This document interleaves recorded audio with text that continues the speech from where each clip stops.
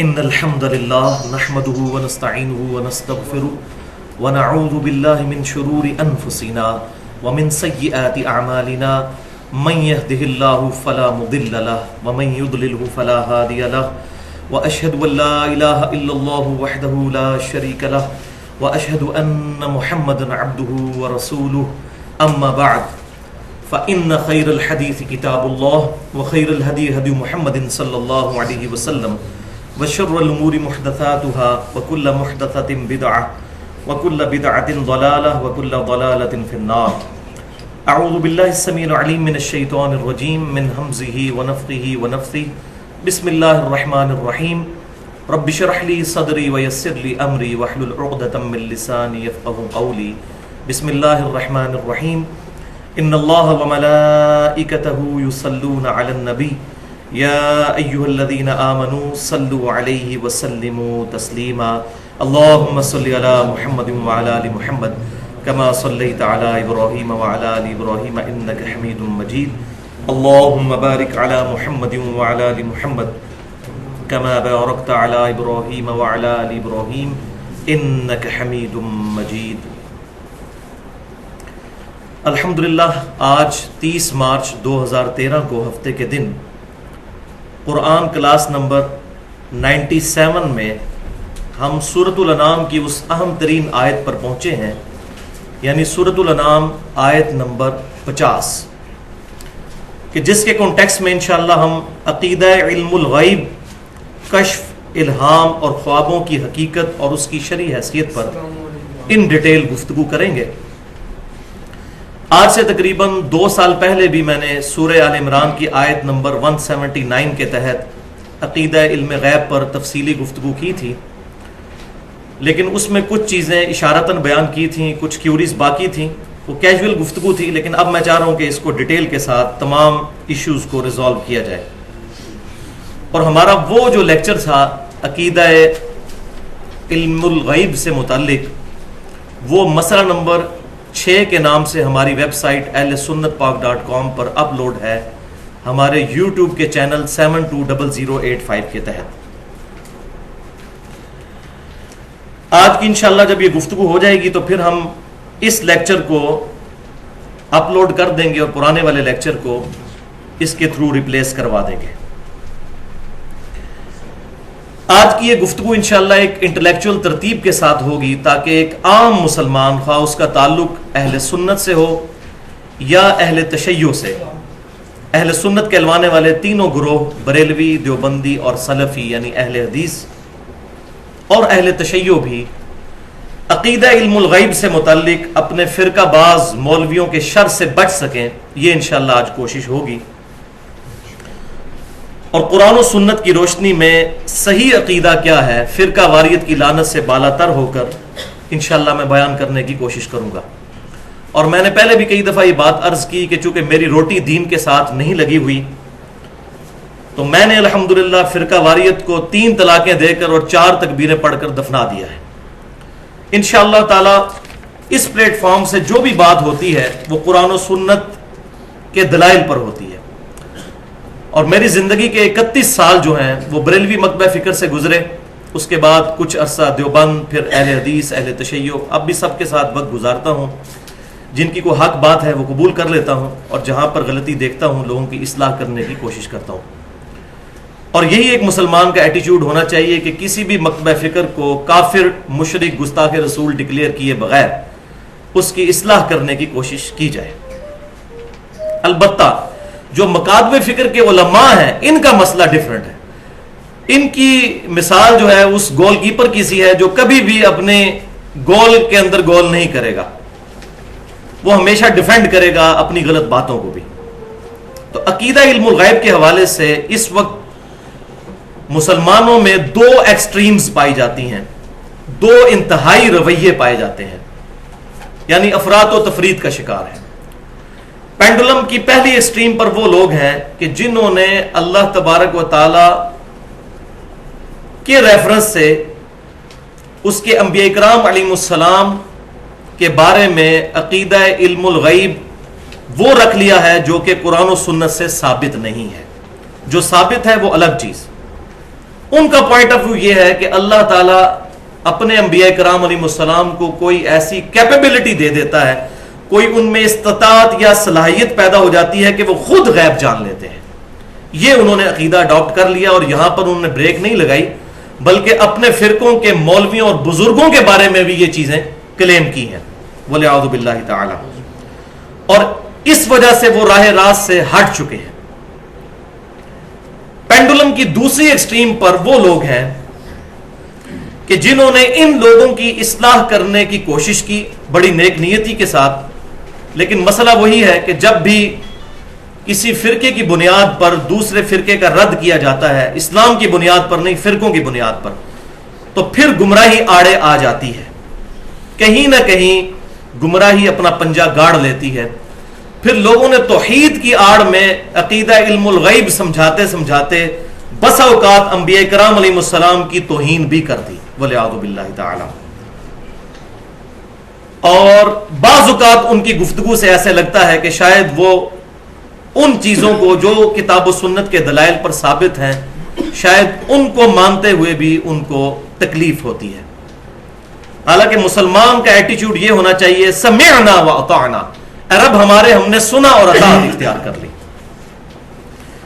حق جو ہے پینڈولم کی ان دو ایکسٹریمز کے درمیان ہے، نہ تو بالکل ادھر ہے اور نہ ہی بالکل اس طرف.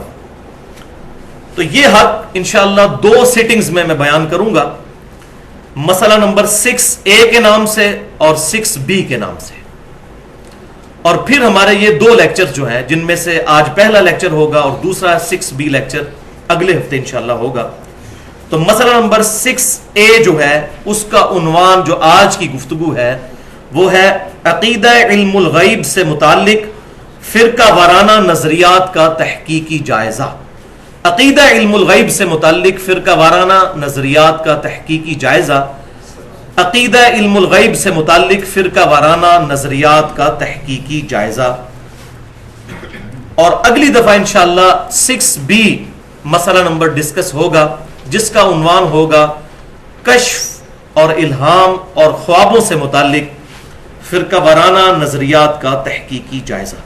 تو یہ انشاءاللہ ہماری 2 ویڈیو بکس بن جائیں گی تاکہ کسی کو سینکڑوں کتابیں کھنگالنے کی ضرورت نہ پڑے، سارے دلائل ایک جگہ الحمدللہ موجود پائے جائیں. آج کی جو گفتگو ہے مسئلہ نمبر 6A وہ 3 علمی پوائنٹس پر مشتمل ہوگی. لیکچر کے دوران کراس ریفرنس کے طور پر جتنی آیات آنی تھی 9 کے قریب آیات تھیں، وہ میں نے الحمدللہ الگ سے ایک پیج آپ سب کو مل چکا ہے جس میں اسی ترتیب کے ساتھ وہ 9 کی 9 آیات درج ہیں. ساتھ ہی ساتھ جو احادیث آئیں گی انشاءاللہ میں ان کے بھی ریفرنس دوں گا، اور آج کے لیکچر میں تقریباً 20 کے قریب احادیث ڈسکس ہوں گی. وہ تمام کی تمام احادیث صحیح بخاری اور صحیح مسلم سے ہی ہوگی، اور ان میں سے اکثر جو ہیں متفقن علیہ حدیثیں ہیں. 1-2 حدیثیں ایسی ہیں جو بخاری اور مسلم سے باہر ہوں گی، باقی سب کی سب صحیح بخاری اور صحیح مسلم سے. اور یہ جتنی احادیث میں ڈسکس کروں گا ان کی صرف کتابوں کے نام بتاؤں گا، اور جو بہت کریٹیکل حدیث ہوگی اس کا انٹرنیشنل نمبر بھی بتا دوں گا. جو بیروت اور علماء حرمین کی جو عربی کتابیں چھپتی ہیں وہ انٹرنیشنل نمبرنگ جو احادیث کی کتابوں پر پاکستان میں بھی دارالسلام والے اردو میں چھاپ رہے ہیں، وہ انشاءاللہ میں اس کا پورا ریفرنس دے دوں گا.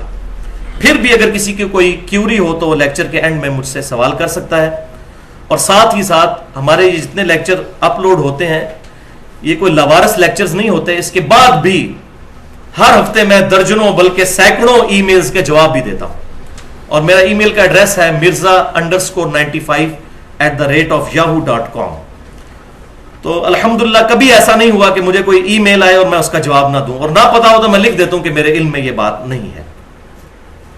اور جو ہمارا یوٹیوب کا چینل ہے 720085، اس کی ویڈیوز پہ بھی جتنے لوگ کمنٹس کرتے ہیں، ایون میرے خلاف بھی کرتے ہیں، میں نے کبھی کوئی کسی کا کمنٹ ڈیلیٹ نہیں کیا بلکہ پازیٹیو انداز میں اس کے جواب دینے کی کوشش کرتا ہوں. اب اللہ کا نام لے کر انشاءاللہ آج کا لیکچر جو 3 علمی پوائنٹس پر مشتمل ہے اس کو شروع کرتے ہیں. ایک دفعہ دروشی پڑھ لیجئے. اللہم صلی علی محمد وعلی آل محمد کما صلیت علی ابراہیم وعلی آل ابراہیم انک حمید مجید. اللہم بارک علی محمد وعلی آل محمد كما باركت على إبراهيم وعلى آل إبراهيم إنك حميد مجيد. پوائنٹ نمبر 1، علم الغیب کی ڈیفینیشن کیا ہے، تعریف کیا ہے اس کی، اور کون سی چیزیں ہیں جو علم الغیب میں داخل ہیں اور کون سی چیزیں ہیں جو علم الغیب میں داخل نہیں ہیں. اردو میں ہم علم الغیب کہہ دیتے ہیں، اصل میں یہ لفظ ہے الغیب. عربی زبان کے اندر الغیب کہتے ہیں القاموس ڈکشنری کے مطابق پوشیدہ شے کو، چھپی ہوئی چیز کو، اور اسی کا اپوزٹ ورڈ استعمال ہوتا ہے الشہادہ، جو ظاہر چیزیں ہیں. تو الغیب شریعت کی ٹرم میں علم الغیب سے مراد وہ علم ہے جو حواس خمسہ اور عقل کے دخل کے بغیر حاصل کر لیا جائے، اور اسی کو ہم کہتے ہیں نالج آف انسین. یہاں یہ بھی بات یاد رکھیں کہ جو بھی علم حواس خمسہ کے بغیر یا عقل کے علاوہ انسٹرومنٹس کے ذریعے حاصل ہوتا ہے وہ علم الغیب نہیں ہے، کیونکہ اس میں بھی کہیں نہ کہیں حواس خمسہ کا دخل ہو جاتا ہے، عقل کا دخل ہو جاتا ہے. مثال کے طور پر جو علم الٹرا ساؤنڈ کے ذریعے حاصل ہوتا ہے، جیسا کہ آج کل الٹرا ساؤنڈ کے ذریعے پریگنینسی کے بارے میں معلومات حاصل کر لی جاتی ہیں، تو یہ علم الغیب نہیں ہے، کیونکہ یہ سورس ہے ایک الٹرا ساؤنڈ کے ذریعے، اس سے ویوز پروڈیوس ہوتی ہیں اور وہ ماں کے پیٹ سے ریباؤنڈ ہو کر سکرین پر ایک شکل بناتی ہیں. یہ علم الغیب نہیں ہے، فزیکل نالج ہے، ٹینجیبل فارم میں. اسی طریقے سے مائکروسکوپ کے ذریعے جو چیزیں دیکھی جاتی ہیں خوردبین کے ذریعے، وہ بھی علم الغیب میں داخل نہیں. اسی طریقے سے ٹیلیسکوپ کے ذریعے جو دور دراز کی چیزیں دوربین کے ذریعے دیکھ لی جاتی ہیں، وہ بھی علم الغیب نہیں ہے. سیٹلائٹ کے ذریعے، موبائل فون کے ذریعے، یہ تمام کی تمام چیزیں جو انسٹرومنٹس کی شکل میں موجود ہیں، ان کے ذریعے جو علم حاصل ہوتا ہے یہ علم الغیب نہیں ہے. علم الغیب وہ ہے کہ ان تمام چیزوں کے بغیر ڈائریکٹ دل پر القاء کر دیا جائے.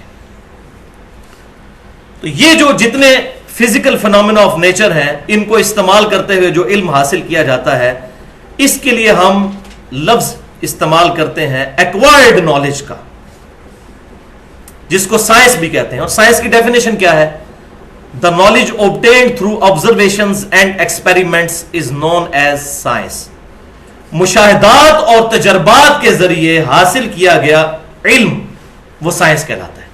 تو سائنس کے علم سے جتنی چیزیں حاصل ہوں گی یہ علم الغیب نہیں ہوں گی، کیونکہ وہ ٹینجیبل چیزوں کو فزیکل فینومینا آف نیچر کے ساتھ ڈیل کرتا ہے. اسی کی ایک اور مثال بھی سن لیجئے کہ آج کل ایسے انسٹرومنٹس بھی دریافت ہو چکے ہیں جن کے ذریعے آپ زمین میں پانی کی گہرائی کا اندازہ لگا سکتے ہیں. زمین میں 2 فٹ کا گڑھا کھودا جاتا ہے، اس میں وہ انسٹرومنٹ رکھ دیا جاتا ہے. ہمارے اسلام آباد میں تو 8-10 ہزار روپے لے کے وہ بتا دیتے ہیں. وہاں پر پانی کا کافی مسئلہ ہے، کافی نیچا ہے پانی، 250-300 فٹ پر ہے. تو بعض اوقات بورنگ کا 1 سے 1.5 لاکھ روپے پاکستانی خرچہ ہو جاتا ہے. تو لوگ پھر پیسہ بچانے کے لیے وہ انسٹرومنٹس والی جو جتنی بھی ٹیمز ہوتی ہیں ان کو بلاتے ہیں، تو زمین میں 2 فٹ گڑھا کھود کر اس میں انسٹرومنٹ رکھتے ہیں. اس سے ویوز جنریٹ ہوتی ہیں الٹراسونک، جیسا کہ الٹرا ساؤنڈ ہوتا ہے. وہ زمین کی گہرائی تک چلی جاتی ہیں اور ریباؤنڈ ہو کر واپس آتی ہیں، تو پتہ چل جاتا ہے اتنی گہرائی میں پانی ہے. تو یہ بھی علم الغیب نہیں ہوگا، کیونکہ فزیکلی آپ نے چیک کیا.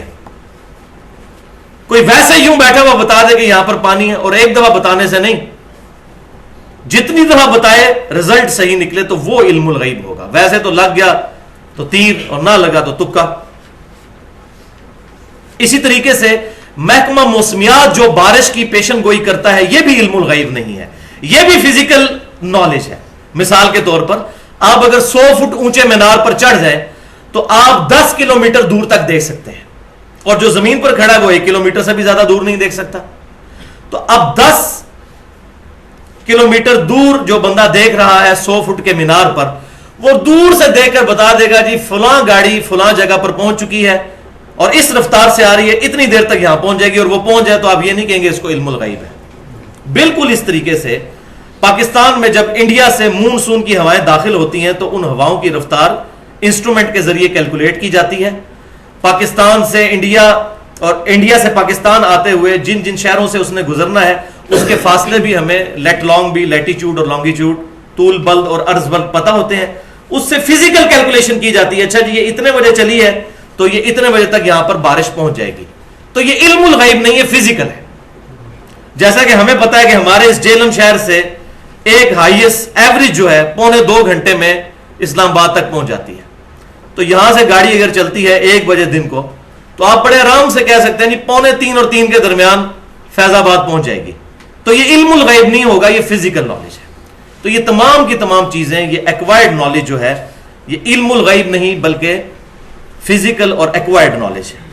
تو اس کے اپوزٹ جو علم ہے, اپوزٹ کا لفظ بھی غلط ہے, پیرلل میں اس کے جو علم ہے وہ ہے ریویلڈ نالج, وہی کا علم جو اللہ تعالیٰ اپنے انبیاء کرام علیہ السلام کے دل پر القاء کرتا ہے. اور یہ چیزیں کبھی بھی حواس خمسہ اور عقل سے حاصل ہو ہی نہیں سکتی. دنیا میں کبھی کوئی انسٹرومنٹ نہیں بنایا جا سکتا جس سے فرشتہ ڈیٹیکٹ ہو جائے یا عذاب قبر دیکھا جا سکے, یہ چیزیں یا جنت یا دوزخ کو دیکھا جا سکے. یہ چیزیں کبھی بھی انسٹرومنٹس کے ذریعے حاصل نہیں ہو سکتی. صرف اللہ تعالیٰ اپنے انبیاء کرام علیہ السلام پر یہ چیزیں اشکار فرماتا ہے. اور اس وحی کے علم کو ہم انگلش میں ریویلڈ نالج کہتے ہیں. اس پہ اس کی ڈیٹیل تو اگر مجھے اس پہ میں صرف بیان کروں تو 1 گھنٹہ اور چاہیے. ایک میں نے گفتگو کی ہے مسئلہ نمبر 39 کے نام سے, علم وحی اور علم سائنس کی اہمیت اور ان کا دائرہ کار. وہ اہل سنت پاک.com پر اپلوڈ ہے, 35 منٹ کی گفتگو, مسئلہ نمبر 39. اس میں میں نے بتایا ہے کہ اسلام صرف 2 علوم کو مانتا ہے, یا سائنس کے علم کو مانتا ہے جو ڈیفینیٹ اسٹیبلش سائنس ہے, جو تجربات سے ہم نے حاصل کی ہے کہ پیٹرول آگ کو بھڑکا دیتا ہے, یہ ڈیفینیٹ علم ہے, یا پھر وحی کے علم کو, کتاب و سنت کے علم کو اسلام مانتا ہے. تو علم الغیب جو ہے وہ 2 طرح کا ہے. ایک علم الغیب وہ ہے جس پر ہم ایمان رکھتے ہیں غیب میں, سب کے سب صحابہ سے لے کر قیامت تک آنے والا آخری مسلمان بھی ان چیزوں کو دیکھتا نہیں بلکہ غیب پر ہی ایمان رکھتا ہے. جیسا کہ عذاب قبر پر ایمان, دوزخ پر ایمان, جنت پر ایمان, اللہ تعالیٰ کی ذات پر ایمان, جس کے بارے میں سورۃ البقرہ کے اندر شروع میں ہی آ گیا, بسم اللہ الرحمن الرحیم, الذین یؤمنون بالغیب, وہ لوگ جو کہ غیب پر ایمان رکھتے ہیں. تو ہم علم الغیب نہیں رکھ سکتے. علم الغیب صرف پیغمبروں کو ملتا ہے, وہ بھی آگے ڈیٹیل آ جائے گی کیا. ہم پیغمبروں کی تصدیق کرتے ہیں, ہم ایمان بالغیب پر ہوتے ہیں, الحمدللہ. اور دوسرا فزیکل فینومینا آف نیچر جتنے ہیں, جتنے میں نے پہلے بتائے, اس کا علم بھی اگر انسٹرومنٹس عقل اور حواس کے بغیر حاصل کر لیا جائے تو وہ بھی علم الغیب ہوگا. مثال کے طور پر صحیح بخاری میں انٹرنیشنل نمبرنگ کے مطابق 4262 نمبر حدیث ہے, کتاب المغازی چیپٹر میں غزوہ موتا کے بیان میں, کہ نبی صلی اللہ علیہ وسلم نے مدینہ شریف میں بیٹھ کر سینکڑوں میل دور کی خبر لائیو بتائی صحابہ کو. سیٹلائٹ کے ذریعے نہیں, عقل کے ذریعے نہیں, حواس کے ذریعے نہیں, بلکہ دل پر اللہ نے القاء کر دیا. آج اگر سینکڑوں میل دور دیکھا جائے سیٹلائٹ کے ذریعے تو وہ فزیکل نالج ہوگا, وہ علم الغیب نہیں, کیونکہ وہ الیکٹرو میگنیٹک ویوز ہیں جن کے ذریعے سارا ڈیٹا ٹرانسفر ہوتا ہے. اب ہم تو سائنس کی فیلڈ کے لوگ ہیں, سمجھتے ہیں, بہت کم لوگ ہیں جو اس کو سمجھتے ہیں. جو اس فیلڈ کے لوگ ہیں وہ اس چیز کو بہتر سمجھتے ہیں کہ یہ سارے کا سارا فزیکل ورلڈ کا نالج ہے. تو نبی صلی اللہ علیہ وسلم نے مدینہ شریف میں بیٹھے ہوئے فرمایا کہ میرے زید کو شہید کر دیا گیا. اب جھنڈا جو ہے وہ زید ابن حارثہ رضی اللہ تعالیٰ عنہ کے شہادت کے بعد جعفر نے تھام لیا, پھر میرا جعفر بھی شہید کر دیا گیا, اور جھنڈا عبداللہ بن رواحہ رضی اللہ تعالیٰ عنہ نے تھام لیا, اور ابن رواحہ کو بھی شہید کر دیا گیا. اور نبی صلی اللہ علیہ وسلم کی مبارک آنکھوں سے مسلسل آنسو جاری ہے. آپ تو دیکھ رہے ہیں ڈائریکٹ, اللہ تعالیٰ آپ کو دکھا رہا ہے. پھر آپ نے فرمایا کہ اب اللہ تعالیٰ نے مسلمانوں کا جھنڈا اللہ کی تلواروں میں سے ایک تلوار یعنی خالد ابن ولید رضی اللہ تعالیٰ عنہ کے حوالے کر دیا ہے، اور میں اللہ سے امید کرتا ہوں کہ انشاءاللہ اللہ اس کے ہاتھ پر فتح دے گا۔ اور پھر آپ نے بشارت بھی فتح کی سنا دی۔ فتح اس فارم میں تھی کہ وہ مسلمانوں کی فوج کو بچا کر بڑی حفاظت کے ساتھ لے آئے، کیونکہ سامنے سے 1.5-2 لاکھ کا لشکر آ گیا تھا۔ پھر سیدنا عمر کے دور میں جا کر شام فتح ہوا۔ اسی طریقے سے صحیح مسلم میں غزوہ بدر کے چیپٹر میں بھی انٹرنیشنل نمبرنگ کے مطابق کتاب الجہاد میں 4621 نمبر حدیث ہے، اور آگے چل کر بھی 7222 نمبر حدیث صحیح مسلم میں کہ نبی صلی اللہ علیہ وسلم نے غزوہ بدر سے ایک دن پہلے میدان بدر میں پڑاؤ ڈالا، اور آپ صلی اللہ علیہ وسلم نے اپنی مبارک انگلیوں سے زمین پر نشان لگائے، کل ابو جہل کی لاش یہاں پر پڑی ہوگی، کل امیہ ابن خلف کی لاش یہاں پر ہوگی، کل عتبہ کی لاش یہاں پر ہوگی۔ اور سیدنا عمر فاروق رضی اللہ تعالیٰ عنہ کہتے ہیں اللہ کی قسم، اس ذات کی قسم جس نے محمد صلی اللہ علیہ وسلم کو پیغمبر بنا کر مبعوث کیا، آپ صلی اللہ علیہ وسلم نے جن جن جگہوں پر نشانات لگائے سے ان جگہوں سے ذرا سے بھی ہٹ کر ان کافروں کی لاشیں نہیں پائی گئیں، ایگزیکٹ انہی جگہوں پر پائی گئی۔ اب یہ چیز کل ہونے والا واقعہ یہ دنیا میں کوئی انسٹرومنٹ نہیں بتا سکتا، تو یہ ہے علم الغیب۔ اسی طریقے درجنوں حدیثیں مجھے زبانی یاد ہے صحیح بخاری اور صحیح مسلم سے، اگر بیان کروں آگے تھوڑی بہت بیان بھی کر دوں گا، لیکن پھر وہ ٹاپک ہمارا کور نہیں ہوگا۔ ایک اور حدیث جو بڑی مشہور ہے صحیح بخاری اور صحیح مسلم کی متفق علیہ حدیث ہے، اور اس میں عقیدہ بھی کلیئر ہو جائے گا کہ آپ صلی اللہ علیہ وسلم نے غزوہ حنین کے موقع پر ایک شخص کے لیے فرمایا کہ یہ جہنمی ہے، دوزخی ہے۔ یہ مشہور حدیث ہے، ہم نے اکثر سنی ہوئی ہے۔ تو صحابہ اکرام علیہم رضوان کہتے ہیں کہ جب جنگ شروع ہوئی تو اس شخص نے بڑھ چڑھ کر جنگ میں حصہ لیا اور کافروں کو پچھاڑ کر رکھ دیا۔ قریب تھا کہ ہم سب کے سب لوگ شک میں پڑ جاتے کہ اسلام کی طرف سے اتنی بہادری کے جوہر دکھانے والا کیسے دوزخی ہو سکتا ہے۔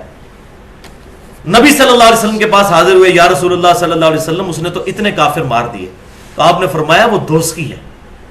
پھر صحابہ کہتے ہیں ہم انتظار کرنے لگے، اور پھر وہی ہوا کہ جب اس کو زخم زیادہ لگ گئے تو اس نے اپنے دامن میں سے تیر نکالا اور اس تیر کو اپنے پیٹ میں کھبو کر خودکشی کر لی۔ تو صحابہ کرام علیہ رضوان حضور صلی اللہ علیہ وسلم کی خدمت میں حاضر ہوئے اور کہا یا رسول اللہ، آپ نے سچ فرمایا، اس نے خودکشی کر لی۔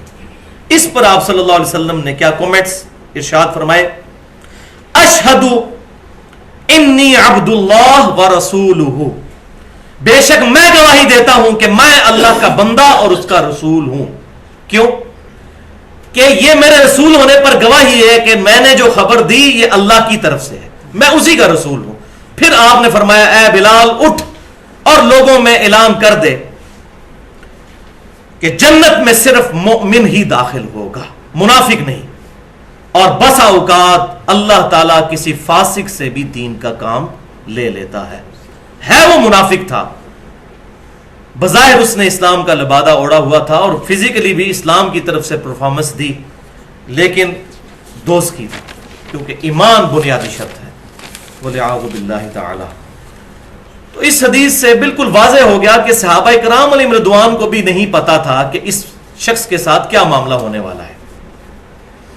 اب جو لوگ اپنے بزرگوں کے بارے میں یہ دعویٰ کرتے ہیں اور کہتے ہیں جی کہ شیخ عبد القادر جیلانی رحمۃ اللہ علیہ نے تو وعدہ کیا ہے کہ میرا کوئی بھی مرید ایسا نہیں جس کو میں جنت میں نہ لے کر جاؤں، یا تو بھائی صحابہ جب تک وہ خودکشی اس نے نہیں کی وہ صحابہ ہی تھا نا، صحابہ میں سے تھا نا، اس کے بارے میں بھی صحابہ کو کنفرم نہیں ہے، تو ان بزرگوں کے بارے میں اتنے بڑے بڑے دعوے کرنا جبکہ کوئی پیغمبر دنیا میں موجود نہیں کہ جس کے ذریعے سے علم الغیب حاصل ہو جائے، یہ بد عقیدگی کے سوا اور بعض اوقات شاید دار اسلام سے خارج کرنے والا عقیدہ ہی بن جائے، وَلِعَاذُ بِاللَّهِ تعالی۔ بالکل اسی طریقے سے صحیح بخاری اور صحیح مسلم کی متفق علیہ حدیث ہے، آپ صلی اللہ علیہ وسلم قبرستان سے گزر رہے تھے تو آپ صلی اللہ علیہ وسلم رک گئے۔ صحابہ نے پوچھا یا رسول اللہ آپ کیوں رکے؟ تو آپ صلی اللہ علیہ وسلم فرمایا ان دو قبر والوں کو عذاب ہو رہا ہے۔ اب صحابہ کو تو 4 فٹ نیچے نہیں زمین میں نظر آیا، بعد کے بزرگ کہتے ہیں جی مشرق میں بیٹھے ہو تو مغرب دیکھ لیتے ہیں. اور قصیدہ غوثیہ ایسا جھوٹا مشہور کیا جس میں لکھا ہے کہ شیخ عبد القادر جیلانی فرماتے ہیں معاذ اللہ استغفر اللہ، انہوں نے نہیں فرمایا کہ میں پوری دنیا کو پوری زمین کو اس طرح دیکھتا ہوں جیسے ہتھیلی پر گندم یا جو کا دانہ، والعیاذ باللہ تعالی. ہم تو اپنی کمر پہ نہیں دیکھ سکتے. تو اتنے بڑے بڑے دعوے ان بزرگوں کی طرف منسوب کر دیے. تو صحابہ کرام کو تو 4 فٹ نیچے نہیں نظر آیا، تو نبی صلی اللہ علیہ وسلم نے بتایا، ان کو تو اللہ نے دکھا دیا تھا. فرمایا کہ ان میں سے ایک ایسا شخص تھا جو پیشاب کے چھینٹوں سے نہیں بچتا تھا اور دوسرا چغلی کھایا کرتا تھا. والعیاذ باللہ تعالی. تو الذین یؤمنون بالغیب، تو صحابہ کرام علیہم رضوان اور پوری امت سمیت ہم ایمان بالغیب رکھنے والے ہیں. اگرچہ نبی صلی اللہ علیہ وسلم کے بتانے سے ہمارے پاس علم آ گیا، لیکن ہم نے چونکہ خود نے یہ چیزیں دیکھی، ہمارا ایمان بالغیب ہے. اور نبی صلی اللہ علیہ وسلم کو اللہ تبارک و تعالی نے علم الغیب، ان چیزوں کا یا غیبی خبر عطا فرمائی. وہ آگے ڈیٹیل آ بھی جائے گی.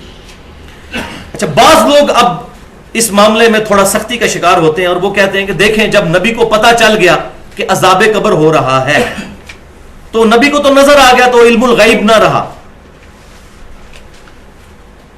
پارشلی یہ بات درست ہے کہ پیغمبر کے لیے وہ علم الغیب نہیں رہا، اس کو تو نظر آ گیا.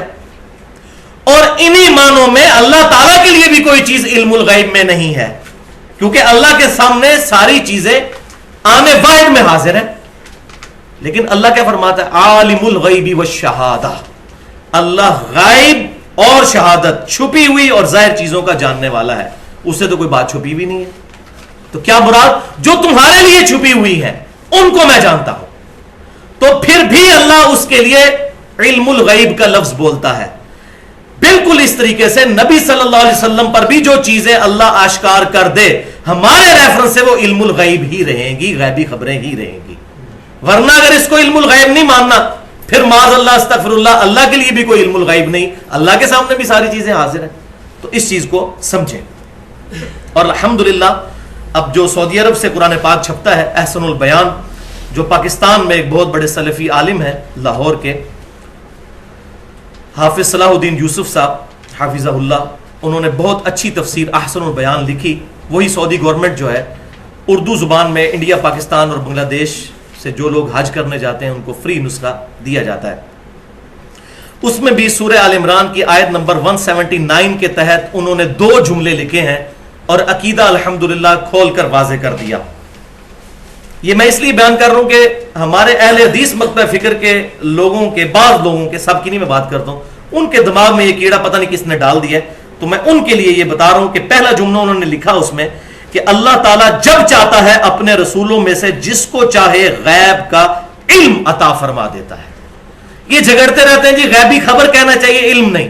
بھائی جو چیز علم میں آ گئی اس میں علم کا لفظ ہی بولا جائے گا. علم کسے کہتے ہیں؟ نالج کو. اور دوسرا جملہ انہوں نے لکھا ہے غیب کا علم اللہ صرف رسولوں کو دیتا ہے، اور جتنا ان کی رسالت کی انجام دہی کے لیے ضروری ہوتا ہے اتنا، انلمیٹڈ نہیں، لمیٹڈ. وہ آگے آ بھی جائے گی انشاءاللہ تفصیل. تو یہ الحمدللہ ہماری پوائنٹ نمبر 1 کور ہوا. اب آتے ہیں پوائنٹ نمبر 2 کی طرف. اب آپ اپنا پیج نکال لیجئے جس میں کراس ریفرنس کے طور پر 9 آیات لکھی ہوئی ہیں. پوائنٹ نمبر 2 میں ان آیات اور احادیث کا بیان ہوگا جن میں اللہ تبارک و تعالی نے اپنے سوا ہر ہستی کے لیے کیٹاگوریکل ڈینائی کیا ہے کہ کوئی ذات بھی اللہ کے سوا علم الغیب نہیں رکھتی خود سے. وہ آیات اور وہ احادیث انشاءاللہ اس کانٹیکسٹ میں بیان ہوں گی. اور یہ علم الغیب کا عقیدہ بھی بالکل ویسا ہی ہے جیسا کہ عقیدہ شفاعت ہے، جو مسئلہ نمبر 4 کے نام سے اہل سنت پاک.com پر میری گفتگو اپلوڈ ہے. عقیدہ شفاعت کیا ہے؟ سورۃ البقرہ میں 4 دفعہ عقیدہ شفاعت کا ذکر آیا. 3 دفعہ کیٹاگوریکل ڈینائی آیا کہ کوئی ہستی شفاعت نہیں کر سکتی. انہی میں سے ایک آیت ہے سورۃ البقرہ کی آیت نمبر 254، آیت الکرسی سے پہلی آیت. اس میں تیسری دفعہ آیا کہ شفاعت کوئی نہیں کر سکتا، کیٹاگوریکل ڈینائی. بسم اللہ الرحمن الرحیم، آپ کے ریفرنس پیج پہ پہلی آیت یہی ہے، سورۃ البقرہ آیت نمبر 254۔ یا ایھا الذین آمنوا انفقوا، اے ایمان والو خرچ کرو، مما رزقناکم، جو رزق ہم نے تمہیں دیا ہے، اللہ کی راہ میں اس کو خرچ کرو، من قبل ان یأتی یوم لا بیع فیہ، اس قیامت کے دن کے آنے سے پہلے پہلے جس دن کوئی تجارت نفع نہیں دے گی، ولا خلۃ، اور کسی کی دوستی نفع نہیں دے گی، ولا شفاعت، اور کسی کی شفاعت بھی نفع نہیں دے گی، والکافرون هم الظالمون، اور کافر ہی ظالم ہے۔ تو اس آیت میں کیٹاگوریکل ڈینائی آیا کہ کوئی تجارت نفع نہیں دے گی، کوئی دوستی، کوئی شفاعت نہیں دے گی۔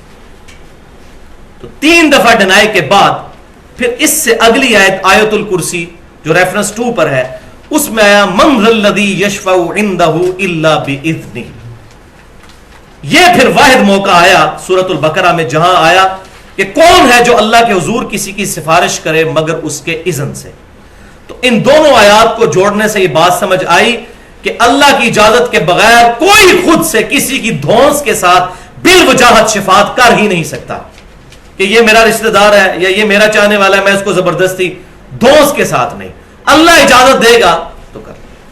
بالکل اسی طریقے سے علم الغیب کوئی خود نہیں حاصل کر سکتا جب تک کہ اللہ تعالیٰ خود آشکار نہ کر دے اپنے انبیاء پر علیہم السلام۔ اب آ جائیے جناب اسی پیج پر ریفرنس نمبر 3 پہ جو آیت جو ہماری درس قرآن کی آج آیت ہے، سورۃ الانعام آیت نمبر 50۔ بسم اللہ الرحمن الرحیم۔ قل لا اقول لكم عندي خزائن اللہ، اے محبوب صلی اللہ علیہ وسلم آپ فرما دیجئے میں تم سے نہیں کہتا کہ میرے پاس اللہ کے خزانے ہیں، ولا اعلم الغیب، اور نہ میں یہ کہتا ہوں کہ میں خود سے غیب جان لیتا ہوں، ولا اقول لکم انی ملک، اور نہ میں تم سے اس بات کا دعویٰ کرتا ہوں کہ میں کوئی فرشتہ ہوں، ان اتبع الا ما یوحى الی، میں تو بس اسی کی پیروی کرتا ہوں جو اللہ نے میری طرف وحی کی ہے۔ قل هل يستوي الاعمى والبصير، اے محبوب صلی اللہ علیہ وسلم آپ فرما دیجئے بھلا کیا اندھا اور دیکھنے والا، مراد کیا؟ دیکھنے والا وہ ہے جو انبیاء کرام کی دعوت کو قبول کر لے اور جو اس دعوت سے اناد کرے وہ اندھا ہے، وہ برابر ہو سکتے ہیں؟ افلا تتفکرون، کیا یہ لوگ تفکر نہیں کرتے؟ اندھا اور انکھیارا برابر نہیں ہو سکتے۔ انبیاء کی تصدیق کرنے والا آنکھوں والا ہے اور ان کا انکار کرنے والا اندھا ہے۔ اب اس ایک آیت میں کتنے عقیدے کلیئر ہوئے کہ نبی صلی اللہ علیہ وسلم کسی خزانے کے خود سے مالک نہیں، ہاں اللہ نے جو دیا وہ الگ بات، وہ آگے حدیث بھی آ جائے گی صحیح مسلم کی، اور نہ خود سے غیب جان لیتے ہیں۔ مراد یہ کہ کسی انسان میں کیپیبلٹی یا صلاحیت نہیں ہے کہ وہ غیب جان لے۔ اس کو اس سے کمپیریزن کیے بغیر بعض لوگ دنیا میں کچھ چیزوں کا ہنر سیکھ جاتے ہیں، مثال کے طور پر جو موٹر وائنڈنگ کرنے والا ہے اس کو موٹر وائنڈنگ کرنے کا طریقہ آتا ہے، عام آدمی موٹر وائنڈنگ نہیں کر سکتا، یہ اس میں صلاحیت موجود ہے، آپ اس کو تار دے دیں اور اس کا انسٹرومنٹ وہ موٹر وائنڈنگ آپ کو کر دے گا۔ اسی طریقے سے جو تندور میں روٹیاں لگانے والا ہے اس کے پاس بھی یہ ہنر ہے، اگر آپ اس کو آٹا دے دیں اور ایک تندور دے دیں، عام آدمی تندور میں روٹی نہیں لگا سکتا۔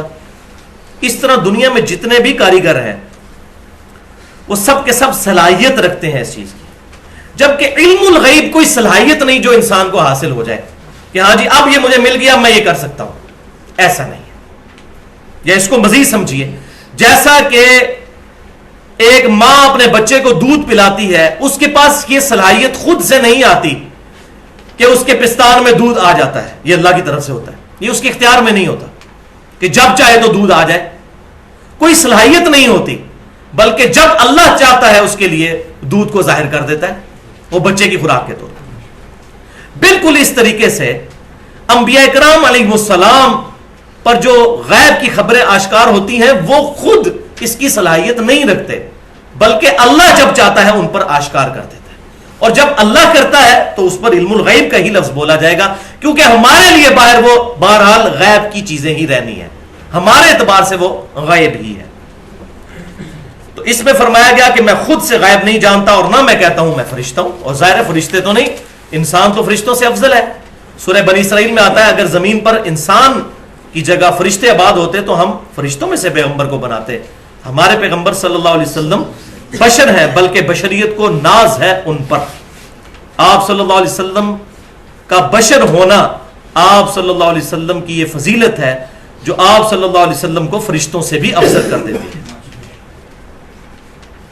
اگلی آیت قرآن پاک میں ایپیکس ہے، اس سے زیادہ واضح آیت اس ٹاپک کے اوپر نہیں، جس میں کئی عقیدے کلیئر ہو جائیں گے، اور یہ ایک آیت اگر لے لی جائے تو پاکستان کے 80% لوگ جن کے عقیدوں میں بگاڑ ہے ان کے عقیدے صحیح ہو جائیں گے۔ سورۃ الاعراف آیت نمبر 188، آپ کے ریفرنس پیج پہ 4 نمبر۔ بسم اللہ الرحمن الرحیم، قل لا املک لنفسی نفعا ولا ضرا، اے محبوب صلی اللہ علیہ وسلم اپنی زبان مبارک سے اعلان کر دیجئے کہ میں تو اپنی جان کے لیے بھی نہ نفع کا اختیار رکھتا ہوں اور نہ نقصان کا، الا ما شاء اللہ، مگر جو اللہ میرے لیے فیصلہ کر دے، میں بھی اسی کے مرہون منت ہوں۔ اب ذرا ساتھ ساتھ سوچتے جائیے، جو ہمارے انڈیا پاکستان اور بنگلہ دیش میں لوگ دعوے کرتے ہیں کہ فلاں بزرگ چاہیں تو یہ کر دیں تو وہ کر دیں، بولے اعوذ باللہ تعالی۔ وَلَوْ كُنْتُ أَعْلَمُ الْغَيْبِ، اور اے نبی یہ بھی فرما دیجئے اگر میں خود سے غیب جان لیتا، وہی بات کہ کیپیبلٹی میرے اندر ہوتی بغیر اللہ کے بتائے ہوئے، لَسْتَكْثَرْتُ مِنَ الْخَيْرِ، تو میں بہت سی بھلائیاں جمع کر لیتا خود سے، اور اس کی فارم کیا ہوتی؟ وَمَا مَسَّنِيَ السُّوءُ، مجھے کوئی بھی تکلیف کبھی نہ پہنچ سکتی۔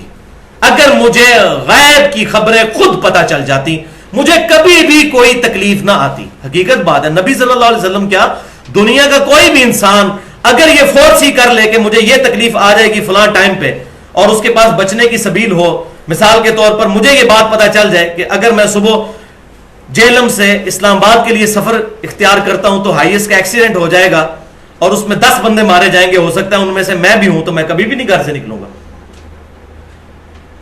تو اے نبی فرما دیجئے اگر میں خود سے غیب جان لیتا ہوتا تو میں بھلائیاں بہت ساری جمع کر لیتا اور مجھے کوئی تکلیف نہ کبھی پہنچتی۔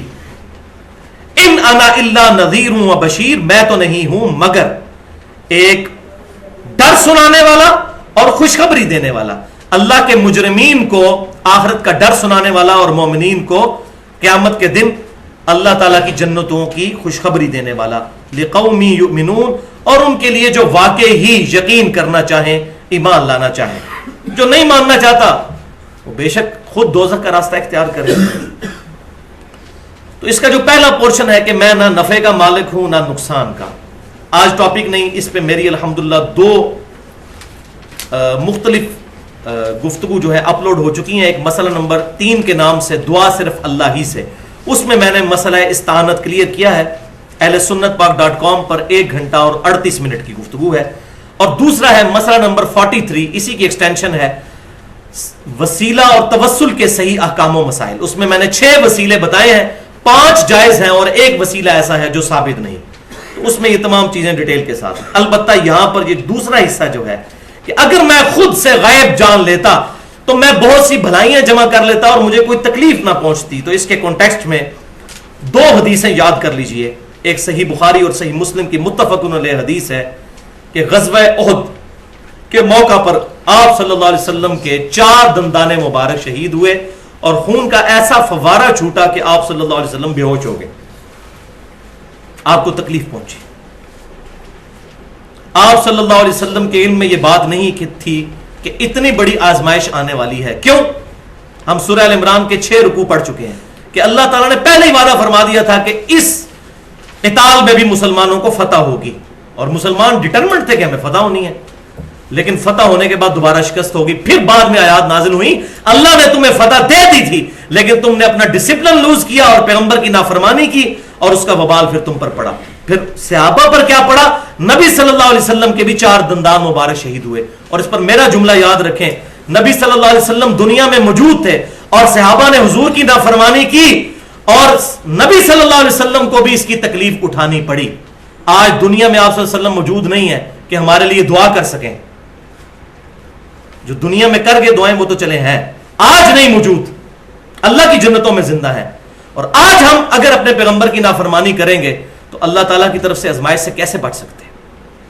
صحابہ میں تو موجود تھے اور صحابہ نے نافرمانی کی اور اس کا وبال نہ صرف صحابہ پر بلکہ نبی صلی اللہ علیہ وسلم کو بھی مشقت اٹھانی پڑی. اسی طریقے سے صحیح بخاری کے اندر یہ حدیث موجود ہے انٹرنیشنل نمبر کے مطابق 3169 نمبر 3169 کہ غزوہ خیبر کے موقع پر یہودیوں نے جب نبی صلی اللہ علیہ وسلم کی دعوت کی تو ایک یہودیہ عورت نے آپ صلی اللہ علیہ وسلم کی دعوت کے دوران بکری کے گوشت میں زہر ملا دیا. یہ صحیح بخاری میں بھی ہے, سنن نبی داؤد میں بھی ڈیٹیل کے ساتھ موجود ہے. صحابہ اکرام نے وہ کھانا کھانا شروع کر دیا. نبی صلی اللہ علیہ وسلم نے بھی کچھ کھا لیا. اس کے بعد وہ جو بوٹی تھی وہ آپ صلی اللہ علیہ وسلم سے ہم کلام ہوئی اللہ کی اجازت سے, اور اس نے کہا اللہ کے رسول مجھے مت کھائیے, میرے اندر زہر ہے. تو آپ صلی اللہ علیہ وسلم نے فوراً کھانا وہیں پر رکھ دیا اور صحابہ کو بھی روک دیا. لیکن اس دوران کچھ صحابہ کھا چکے تھے, 7 صحابہ اکرام وہ زہر آلود کھانا کھا کر شہید ہو گئے. اب حضور صلی اللہ علیہ وسلم کے بارے میں یہ گمان کرنا بھی گستاخی سے خالی نہیں ہے کہ کوئی شخص یہ کہ نبی صلی اللہ علیہ وسلم کو پتا تھا زہر ہے اور آپ نے جان بوجھ کر زہر کھایا اور صحابہ کو کھانا دیا. وَلِعَاذُ بِاللَّهِ تعالی جان بچانا فرض ہے. پیغمبر سے یہ بعید ہے کہ وہ زہر آلود کھانا علم کے باوجود کھا لے یا صحابہ کو کھانے دے. حریص علیکم بالمؤمنین رؤوف الرحیم. نبی صلی اللہ علیہ وسلم تو مومنین کی جانوں سے بھی زیادہ ان پر شفقت فرمانے والے ہیں. تو ہر بندہ اپنی جان کی حفاظت کرتا ہے. اگر اس سے زیادہ فرمانے والے ہیں تو آپ صلی اللہ علیہ وسلم بعد میں جو روک دیا, پہلے روک دیتے, اس کا مطلب ہے بعد میں علم میں آیا اور وہ اللہ تعالیٰ نے اس بوٹی کو بولنے کی صلاحیت دی اور نبی صلی اللہ علیہ وسلم پر وہ علم الغیب اشکار ہو گیا. بلکہ صحیح بخاری میں موجود ہے نبی صلی اللہ علیہ وسلم کے وفات کے چیپٹر میں اس سے 4 سال بعد, یعنی یہ زہر کھانے کے 4 سال بعد, صحیح بخاری میں حدیث ہے, وفات کے دنوں میں آپ صلی اللہ علیہ وسلم اما عائشہ رضی اللہ تعالیٰ عنہا سے کہا کرتے تھے کہ وہ خیبر کے موقع پر جو مجھے زہر دیا گیا تھا آج بھی اس کی تکلیف میں محسوس کرتا ہوں جیسا کہ میرے وہ جگر کی رگوں کو کاٹ رہا ہو زہر. تو پھر اللہ تعالیٰ نے اسی زہر کے اثر سے آپ صلی اللہ علیہ وسلم کو شہادت کی موت دے دی. موت تو آنی تھی لیکن شہادت کی اس طریقے سے آئی حکمی اعتبار سے. اب اگلی 2 آیات جو ہیں اس کانٹیکسٹ میں بخاری اور مسلم میں احادیث بھی موجود ہیں. میں حدیث کے ساتھ اس آیت کو بیان کروں گا تاکہ یہ ویژن کلیئر کٹ ہمارے سامنے آئے. پہلی حدیث صحیح بخاری اور مسلم کی متفق علیہ حدیث ہے. اما عائشہ رضی اللہ تعالی عنہا کا قول ہے, وہ کہتی ہیں وہ شخص جھوٹا ہے جو یہ کہتا ہے کہ نبی صلی اللہ علیہ وسلم یہ بتا دیا کرتے تھے کہ کل کیا ہوگا. وہ جھوٹا ہے اور اللہ پر بھی جھوٹ باندھنے والا ہے. تم قرآن نہیں پڑھتے. پھر اما عائشہ نے یہ آیت تلاوت کی, ریفرنس نمبر 5 سورۃ النمل آیت نمبر 65. بسم اللہ الرحمن الرحیم. قل لا يعلم من في السماوات والارض الغیب الا اللہ. اے محبوب صلی اللہ علیہ وسلم فرما دیجئے زمین و آسمان میں کوئی غائب نہیں جانتا سوائے اللہ کے. تو ذاتی طور پر صرف اللہ جانتا ہے. اب بعض بدبخت جو ہے وہ اپنے فرقے کی حفاظت کرتے ہوئے کہتے ہیں کہ جی حضرت عائشہ کا قول ہے, ہمارے لیے حجت نہیں ہے. حضرت عائشہ کا ذاتی خیال تھا, ان کو غلطی بھی لگ سکتی ہے. پارشلی یہ بات درست ہے, بعض اوقات کسی صحابی کو غلطی بھی لگ سکتی ہے, لیکن اس لیول کی پھر حدیث بھی لانی ہوگی اور صحابہ کے اقوال. ہم نہیں غلطی نکالیں گے, اس زمانے میں کسی نے اگر غلطی نکالی ہے تو اما عائشہ کا یہ اجتہاد کوئی غلطی پر مبنی نہیں تھا. انہوں نے آیت پیش کی اپنی دلیل میں, چلے ان کا اجتہاد تو غلط, کوئی کہہ دے آیت تو نہیں غلط کہہ سکتا. نبی صلی اللہ علیہ وسلم نے تربیت ہی صحابہ کی ایسی کی تھی, اور وہ ہے اگلی حدیث, وہ بھی صحیح بخاری اور صحیح مسلم دونوں میں موجود ہے. اور امام بخاری رحمۃ اللہ علیہ سورہ لقمان کی آیت نمبر 34 کی تفسیر میں کتاب التفسیر چیپٹر میں اس آیت کو لے کر آئے ہیں, اور حدیث کو بھی.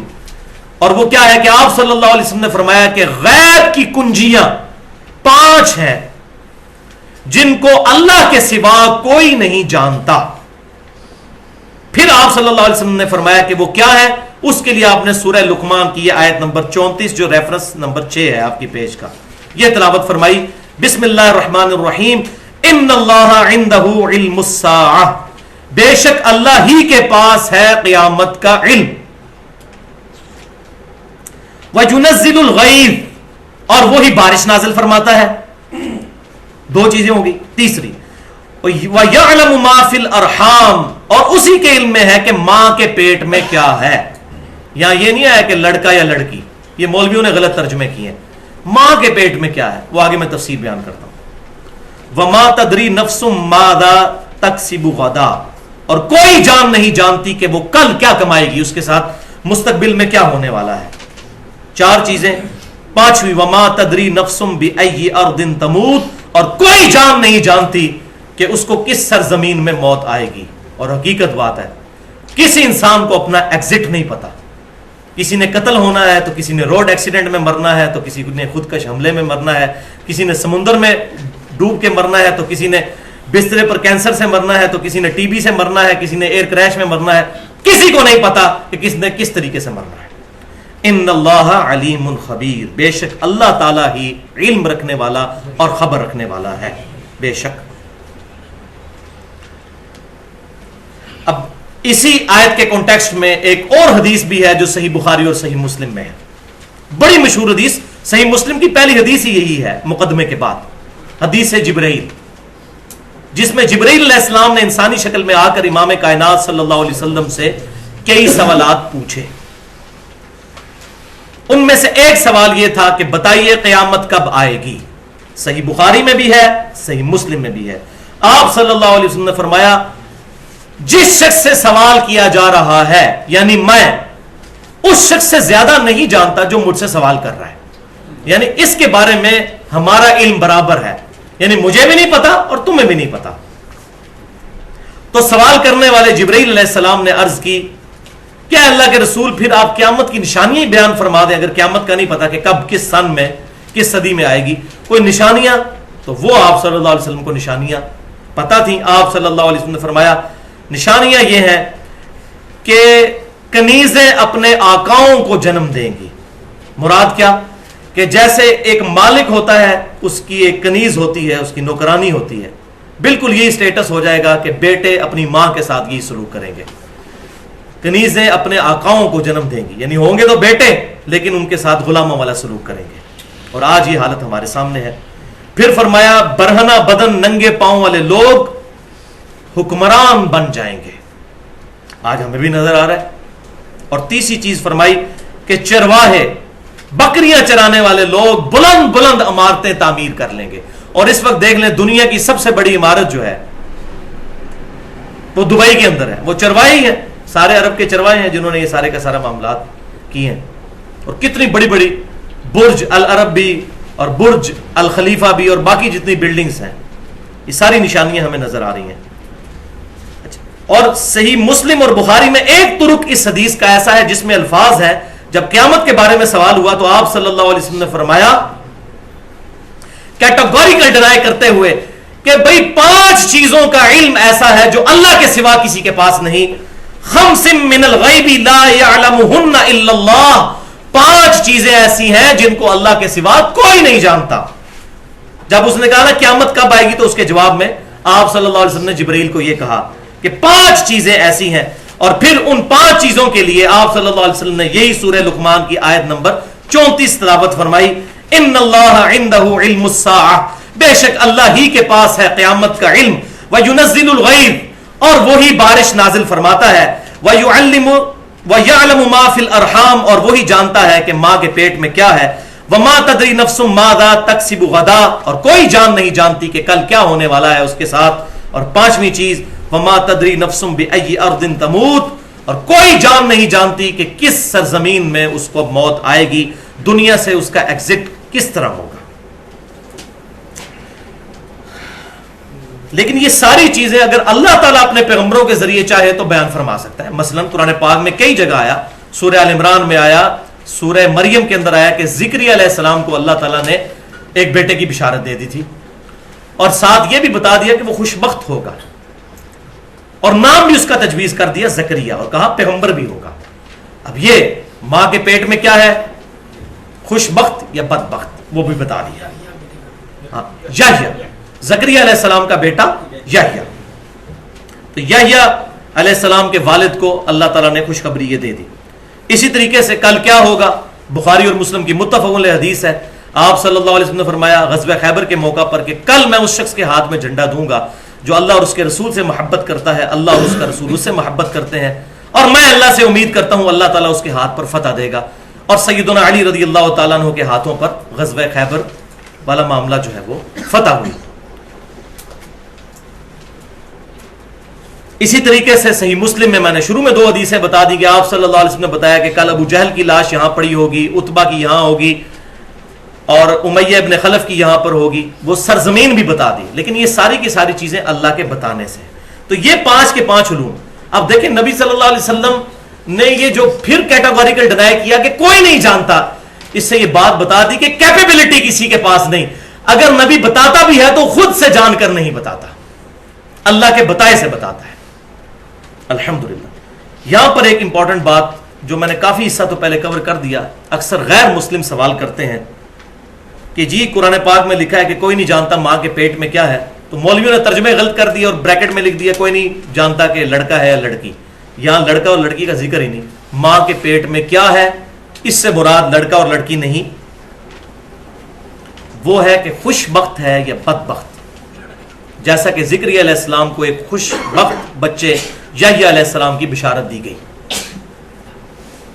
اور یہ تفسیر میں خود سے نہیں کر رہا، یہ قرآن میں تفسیر ہے، سورہ التغابن کی آیت نمبر 2 میں ہے، هو الذی خلقکم فمنکم کافر ومنکم مؤمن، وہی ہے جو تمہیں پیدا کرتا ہے تو تم میں سے کوئی کافر ہوتا ہے اور کوئی مؤمن۔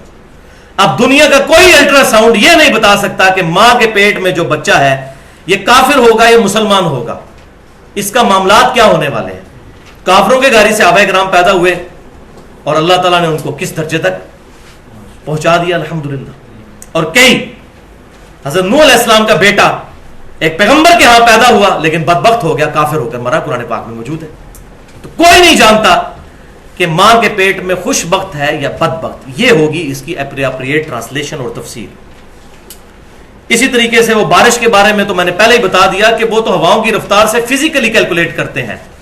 اب جو اللہ تعالیٰ فرماتا ہے کہ اللہ ہی بارش نازل فرماتا ہے، اور اس میں امپلائڈ ہے کہ علم، ڈاکٹر ذاکر نائک نے بالکل غلط کہا ہے کہ وہ کہتا ہے کہ اس میں یہ نہیں ذکر کہ اللہ کے علم سے بارش برستی ہے، وہ تو بخاری اور مسلم میں آ گیا، یہ 5 چیزوں کا علم اللہ تعالیٰ کے پاس ہے، وہ قرآن میں نہیں ہے۔ قرآن میں یہ ہے کہ وہی بارش نازل کرتا ہے، یہ اسلوب ہوتا ہے عربی کا کہ وہ کانٹیکسٹ چل رہا ہے کہ علم اس کے پاس ہے، لیکن وہ کہتا ہے چونکہ علم کا لفظ نہیں لہٰذا یہ جو بارشوں کی پیشن گوئی کرتے ہیں وہ علم الغیب میں داخل نہیں ہے، تو یہ بات نہیں ہے، ان کو غلط فہمی ہوئی ہے۔ بخاری اور مسلم میں جب حدیث ہے کہ یہ 5 چیزیں اللہ کے سوا کوئی نہیں جانتا، تو حضور نے ان 5 چیزوں میں ان 5 کو گنے، تو اس کی تفسیر کیا بنے گی کہ کوئی یہ نہیں بتا سکتا کہ آج ہے 30 مارچ 2013، کوئی یہ بتا سکتا ہے کہ 30 مارچ 2050 کو بارش ہوگی یا نہیں ہوگی؟ ہاں جی، کوئی دنیا کا انسٹرومنٹ یہ بھی نہیں بتا سکتا کہ دنیا بھی ہوگی کہ نہیں ہوگی، یہ کوئی نہیں بتا سکتا۔ باقی جو فزیکلی کیلکولیشن ہوتی ہے کہ وہاں سے ہوائیں چل پڑیں، وہ تو ہواؤں کی رفتار سے آپ فزیکل کیلکولیشن کرتے ہیں، جیسا کہ جو بندہ ہوائی جہاز میں سفر کر رہا ہوتا ہے وہ تو 40-50 کلومیٹر دور شہر بھی دیکھ رہا ہوتا ہے، زمین والا تو نہیں دیکھ رہا ہوتا، تو اس کے لیے تو 3-4 شہر ایک ہی رو میں اس کو نظر آ رہے ہوتے ہیں، تو وہ فزیکل کیلکولیشن ہے۔ تو یہ جو آیا کہ اس کے علم سے بارش برستی ہے، کوئی یہ نہیں بتا سکتا کہ فلاں تاریخ کو بارش ہوگی یا نہیں ہوگی، اور وہ تاریخ بھی دور کی ہونی چاہیے۔ یہ نہیں کہ ہوائیں چل پڑی ہیں، ہائیسٹ چل پڑی ہے پنڈی سے 3 بجے، تو ظاہر ہے کہ وہ 4:45 تک جیلم پہنچ ہی جائے گی اگر کوئی ایکسیڈنٹ نہیں ہوا، یہ نہیں۔ یہ بتایا جائے کہ فلاں نمبر کی ہائیسٹ 2050 میں کس روٹ پہ چل رہی ہوگی، یہ کوئی بتائے، تو یہ ہے علم الغیب جو حواس خمسہ کے ذریعے، عقل کے ذریعے نہیں حاصل ہو سکتا، بلکہ دل پر القاء ہوتا ہے پیغمبروں کے ذریعے۔ یہ الحمدللہ ہماری گفتگو مکمل ہوئی۔ اب آخری پوائنٹ کی طرف آتے ہیں، پوائنٹ نمبر 3 جو کنکلوڈنگ پوائنٹ ہے آج کی گفتگو کا۔ ایک دفعہ درود شریف پڑھ لیجئے۔ اللہم صلی علی محمد وعلی آل محمد کما صلیت علی ابراہیم وعلی آل ابراہیم انک حمید مجید۔ اللہم بارک علی محمد وعلی آل محمد کما بارکت علی ابراہیم وعلی آل ابراہیم انک حمید مجید۔ مزید. پوائنٹ نمبر 3، قرآن حکیم اور صحیح احادیث جو اس طرف اشارہ کرتی ہیں کہ اللہ تعالیٰ اپنے پیغمبروں کو علیہ السلام علم الغیب یا غیبی خبریں عطا فرما دیتا ہے بعض چیزوں کی، لیکن 3 دفعہ لیکن یہ کیپیبلٹی یا صلاحیت یا استطاعت نہیں ہوتی کہ خود سے حاصل کر لے کہ جی اب اس کو یہ صلاحیت مل گئی ہے جب چاہے جو چیز معلوم کر لے. ایسا نہیں، یہ چیز نہیں، بلکہ جب اللہ چاہے گا اس میں پیغمبر کے اختیار کو بھی دخل نہیں ہوتی. ہاں دعا فرمائے اللہ تعالیٰ اشکار کر دے، تو یہ معاملہ ہوتا ہے غیر ارادی. اور اس کا ذکر کہاں ہے؟ قرآن پاک میں سورہ آل عمران آیت نمبر 179، بسم اللہ الرحمن الرحیم، پیج پر ریفرنس نمبر ہے 7. وَمَا كَانَ اللَّهُ لِيُطْلِعَكُمْ عَلَى الْغَيْبِ، اور اللہ کی یہ شان نہیں ہے کہ تم پر غائب آشکار کر دے، اطلاع دے دے. اے لوگو تمہیں اللہ تعالیٰ غائب نہیں عطا فرمائے گا، یہ اللہ کی شان کے خلاف ہے. وَلَكِنَّ اللَّهَ، لیکن اللہ یجتبی من رسلہ من یشاء، چن لیتا ہے اپنے رسولوں میں سے جسے چاہتا ہے، اس کو یہ خبر دیتا ہے. فآمنوا باللہ ورسولہ، اور تمہارا کام کیا ہے؟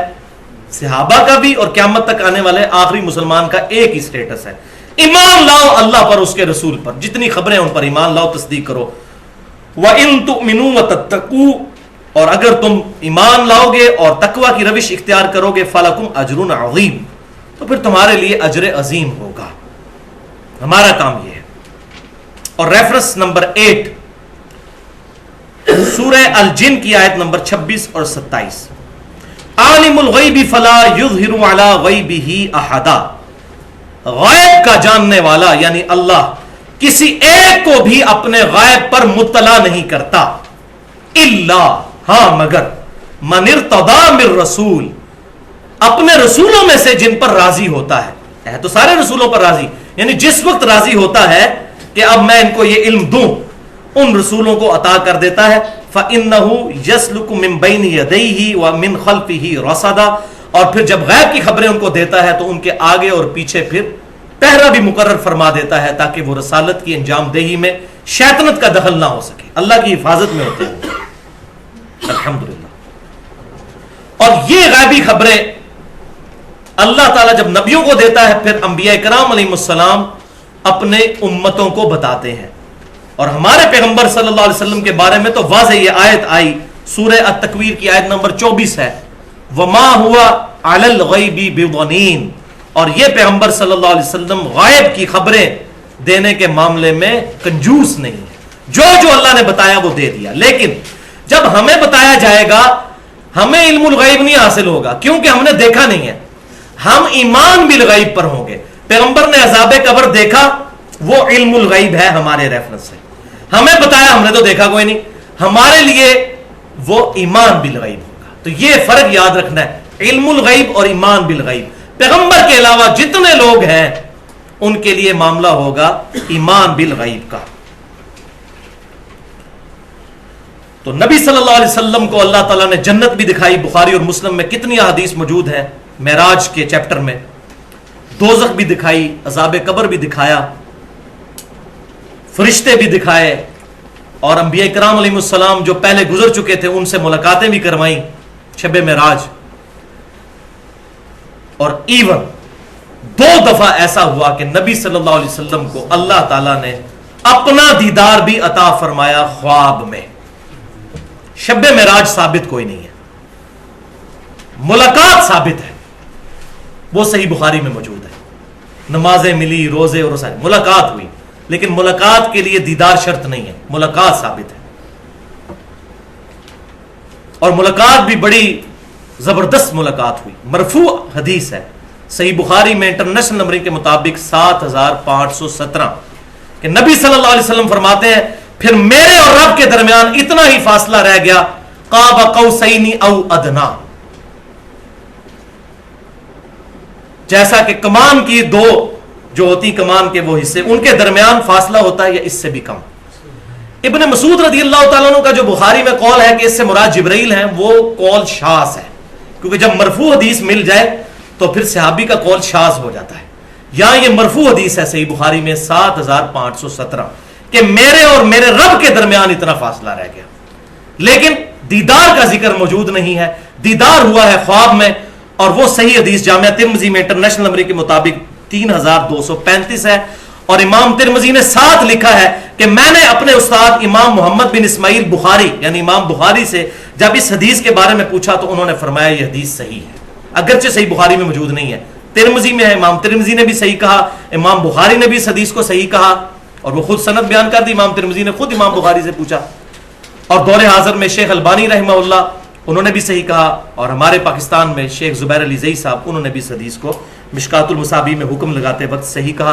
مشکات المصابیح میں اس کا انٹرنیشنل نمبر ہے 748 کہ آپ صلی اللہ علیہ وسلم نے خواب میں فرماتے ہیں میں نے اپنے رب کو بڑی اچھی صورت میں دیکھا. اور انبیاء کے خواب بھی وہی الہی ہوتے ہیں. قرآن پاک میں آتا ہے ابراہیم علیہ السلام کو اللہ تعالیٰ نے خواب کے ذریعے یہ تعلیم دی تھی کہ اپنے بیٹے کو ذبح کرے. یوسف علیہ السلام کو بھی خواب آیا. انبیاء کے خواب ڈیفینیٹ وہی ہوتے ہیں. صحیح مسلم میں کتاب الایمان میں اوپر تلے 2 حدیثیں موجود ہیں. ابن عباس کا قول ہے کہ نبی صلی اللہ علیہ وسلم نے دل کی آنکھوں سے 2 دفعہ اپنے رب کو دیکھا, اور وہ اسی کانٹیکسٹ میں, لہذا صحیح مسلم میں بھی موجود ہے, خالی ترمذی میں نہیں, صحیح مسلم میں بھی. تو یہ بھی میں نے یہاں پر الحمدللہ ایک مسئلہ جو بڑا کنٹروورشل بنا ہوا ہے, اور بریلوی اپنی طرف کھینچ رہے ہوتے ہیں اور اہل حدیث اور دیوبندی اپنی طرف کھینچ رہے ہوتے ہیں, شیعہ اپنا موقف, تو بیسیکلی سارے ہی کچھ نہ کچھ صحیح اور کچھ نہ کچھ غلط کہہ رہے ہوتے ہیں. اصل بات وہ ہے جو میں نے بیان کر دی, یہ ہے حق بات. اور یہ حدیثیں یہ چھپاتے ہیں. میں نے ایک پاکستان کے بہت بڑے عالم کو کہا کہ 7517 نمبر حدیث اپنے رسالے میں چھاپیں گے آپ, قاب قوسین او ادنیٰ, یہ نبی صلی اللہ علیہ وسلم کے بارے میں. ابن مسعود کا قول تو آپ لوگوں نے جگہ جگہ چھاپا ہوا ہے کہ اس سے مراد جبرائیل علیہ السلام ہے. نبی صلی اللہ علیہ وسلم خود کہہ رہے ہیں اس سے مراد میں اور میرا رب ہے. تو کہنے لگے بات ٹھیک ہے لیکن نہیں چھاپ نہیں سکتے, چھاپیں گے تو سارے مولوی مگر پہ جائیں گے جناب بریلوی تو پھر صحیح نکلے. تو ہمیں کوئی بریلوی دیوبندی اہل حدیث شیعہ سے کچھ لینا دینا نہیں ہے, ہمیں کتاب و سنت کو دیکھنا ہے. فرقوں کا جنازہ نکل جائے اسی میں اسلام کی عافیت ہے الحمدللہ. اب آ جائیے اسی کانٹیکسٹ میں آخری آیت ریفرنس نمبر 9 ہے جو ایپیکس ہے عقیدہ علم الغیب کو کلیئر کرتے ہوئے. سورہ التحریم کی آیت نمبر ہے 4. بسم اللہ الرحمن الرحیم, آپ کے ریفرنس پیج پہ آخری آیت ہے. یہ عقیدہ علم الغیب بالکل واضح کر دے گی. وَإِذْ أَسَرَّ النَّبِيُّ إِلَىٰ بَعْضِ أَزْوَاجِهِ حَدِيثًا, اور وہ وقت یاد کرو کہ جب نبی صلی اللہ علیہ وسلم نے اپنی کسی بیوی کے ساتھ کوئی راز کی بات بیان کی. یہ ڈیٹیل آتی ہے صحیح بخاری اور صحیح مسلم میں. یہ 2 بیویاں کون تھی؟ سیدہ حفصہ اور سیدہ عائشہ. سیدہ حفصہ کو راز کی بات بتائی, انہوں نے وہ راز حضرت عائشہ کو بتا دیا. نبی صلی اللہ علیہ وسلم نے کہا تھا کہ میرے راز کی حفاظت کرنی ہے, لیکن انہوں نے کہا حضرت عائشہ کوئی غیر تو نہیں, حضور کی دوسری بیوی ہیں, ان کو وہ راز بتا دیا. وہ شہد کے معاملے میں تھا, جو کہ ڈیٹیل موجود ہے تفسیر کے اندر. فلما نبأت به وأظهره الله علیہ, تو جب اس بیوی نے وہ بات آگے بیان کر دی اور اللہ تعالیٰ نے اپنے پیغمبر صلی اللہ علیہ وسلم پر آشکار کر دیا کہ آپ کا راز آپ کی بیوی نے دوسری بیوی کو بتا دیا ہے.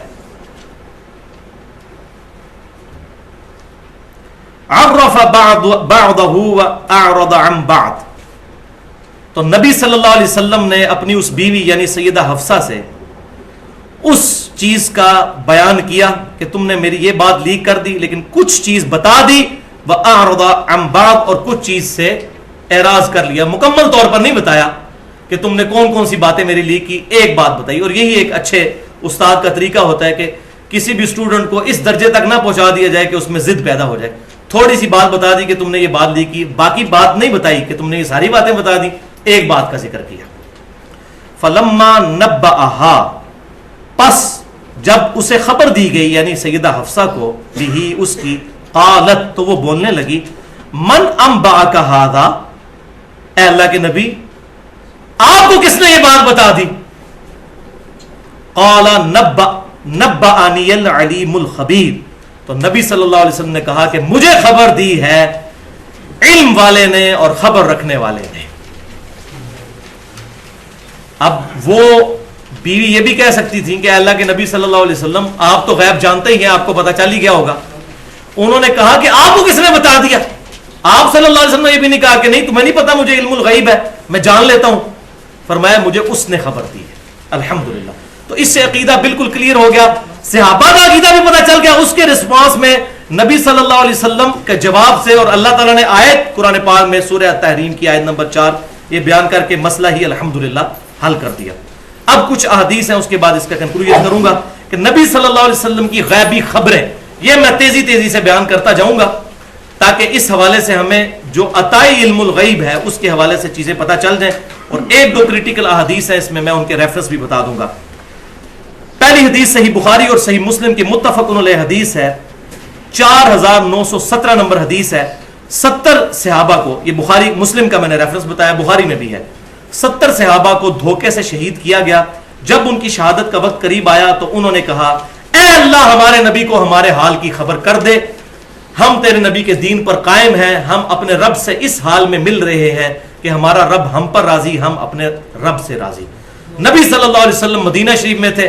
آپ صلی اللہ علیہ وسلم نے صحابہ کو کہا کہ ابھی اللہ تعالیٰ کی طرف سے جبرائیل میرے پاس آئے اور مجھے یہ خبر دی کہ تمہارے ساتھیوں نے مرتے وقت یہ دعا کی تھی, اے اللہ ہمارے نبی کو ہمارے حال کی خبر کر دے. نبی صلی اللہ علیہ وسلم دنیا میں موجود تھے, انہوں نے یہ نہیں کہا یا رسول اللہ انظر حالنا, اے اللہ تو ہمارے نبی کو ہمارے حال کی خبر کر دے.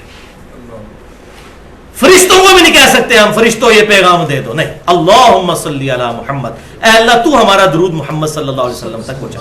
فرشتوں کو پکارنا یا کسی انسان کو پکارنا یا اللہ کے علاوہ کسی بھی اور ہستی کو غائب میں مدد کے لیے پکارنا, یہ خالصتاً شرک ہے قرآن کی روح سے. اور اس میں میرا پورا ریسرچ پیپر ہے, مسئلہ نمبر 3 کے نام سے دعا صرف اللہ ہی سے, لیکچر بھی موجود ہے, اور ریسرچ پیپر نمبر 3 ہے دعا صرف اللہ ہی سے. اس سے عقیدہ کلیئر ہو گیا کہ صحابہ کرام علیہم رضوان اپنی خبریں اللہ کے ذریعے پہنچایا کرتے تھے, اور استانت کا مسئلہ بھی اس میں کلیئر ہو گیا. دوسری حدیث صحیح بخاری اور صحیح مسلم کی متفق علیہ حدیث ہے. غزوہ تبوک کے موقع پر, یہ ڈیٹیل حدیث ہے, 3 صحابہ تھے جو پیچھے رہ گئے, جن میں کعب بن مالک رضی اللہ تعالیٰ عنہ بھی تھے.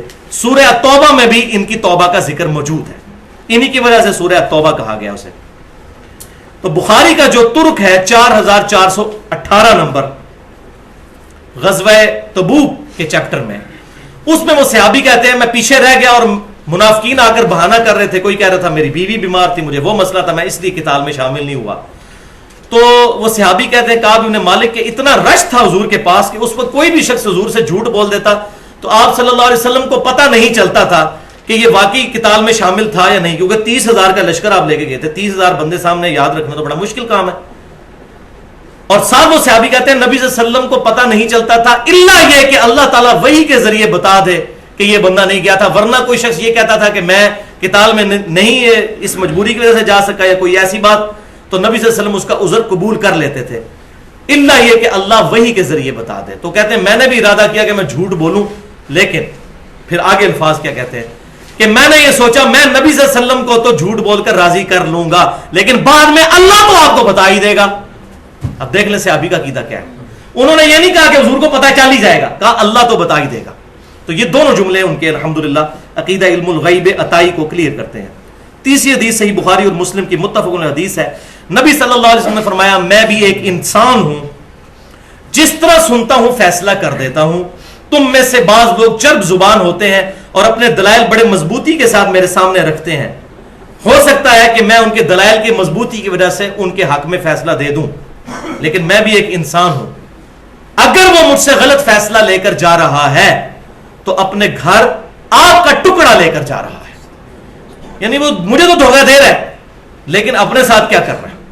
تو اب یہ کوئی نہیں کہہ سکتا کہ حضور کو اندروں پتا ہوتا سی, نہ نبی کی شان, نبی سلیم الفطرت ہوتا ہے, نبی کی شان سے یہ بعید ہے کہ ان کو اندر خبر ہو اور وہ اس کے مخالفت میں فیصلہ کرتے ہیں, کیونکہ یہ تو پھر دل کے ساتھ جنگ شروع ہو جاتی ہے.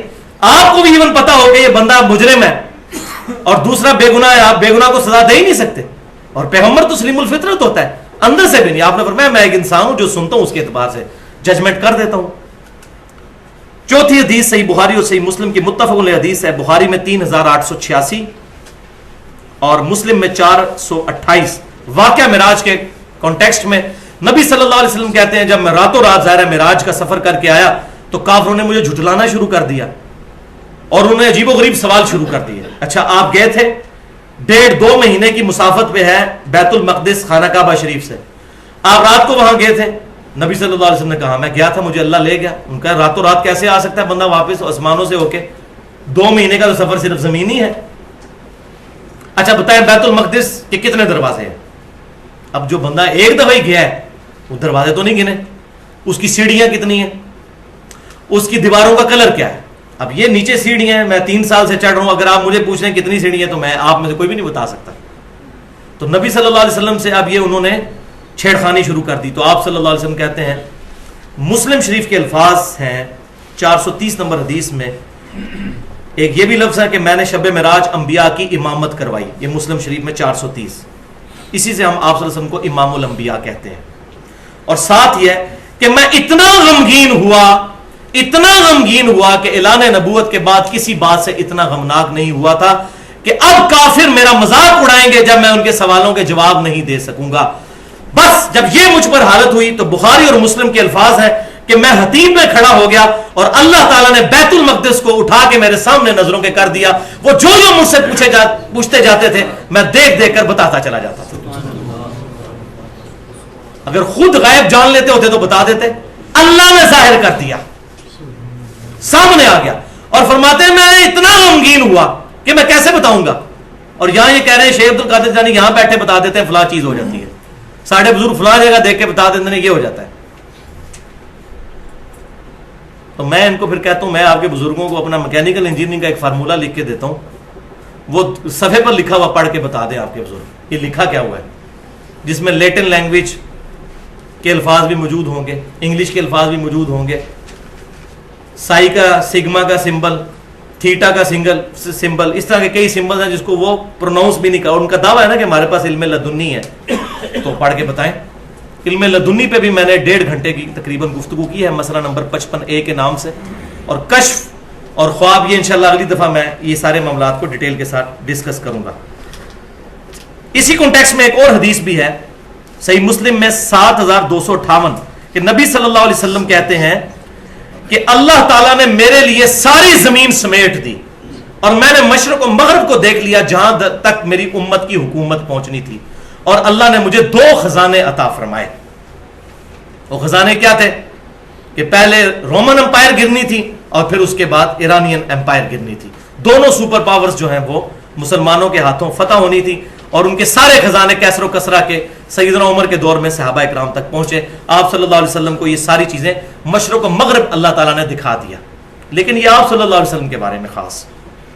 5ویں حدیث صحیح بخاری اور مسلم کی کرٹیکل ترین حدیث ہے. یہ اکثر لوگ پیش کرتے ہیں, خصوصاً ہمارے بریلوی مکتبہ فکر کے لوگ, لیکن حدیث آدھی بیان کرتے ہیں اور مطلب اپنی مرضی سے نکالتے ہیں.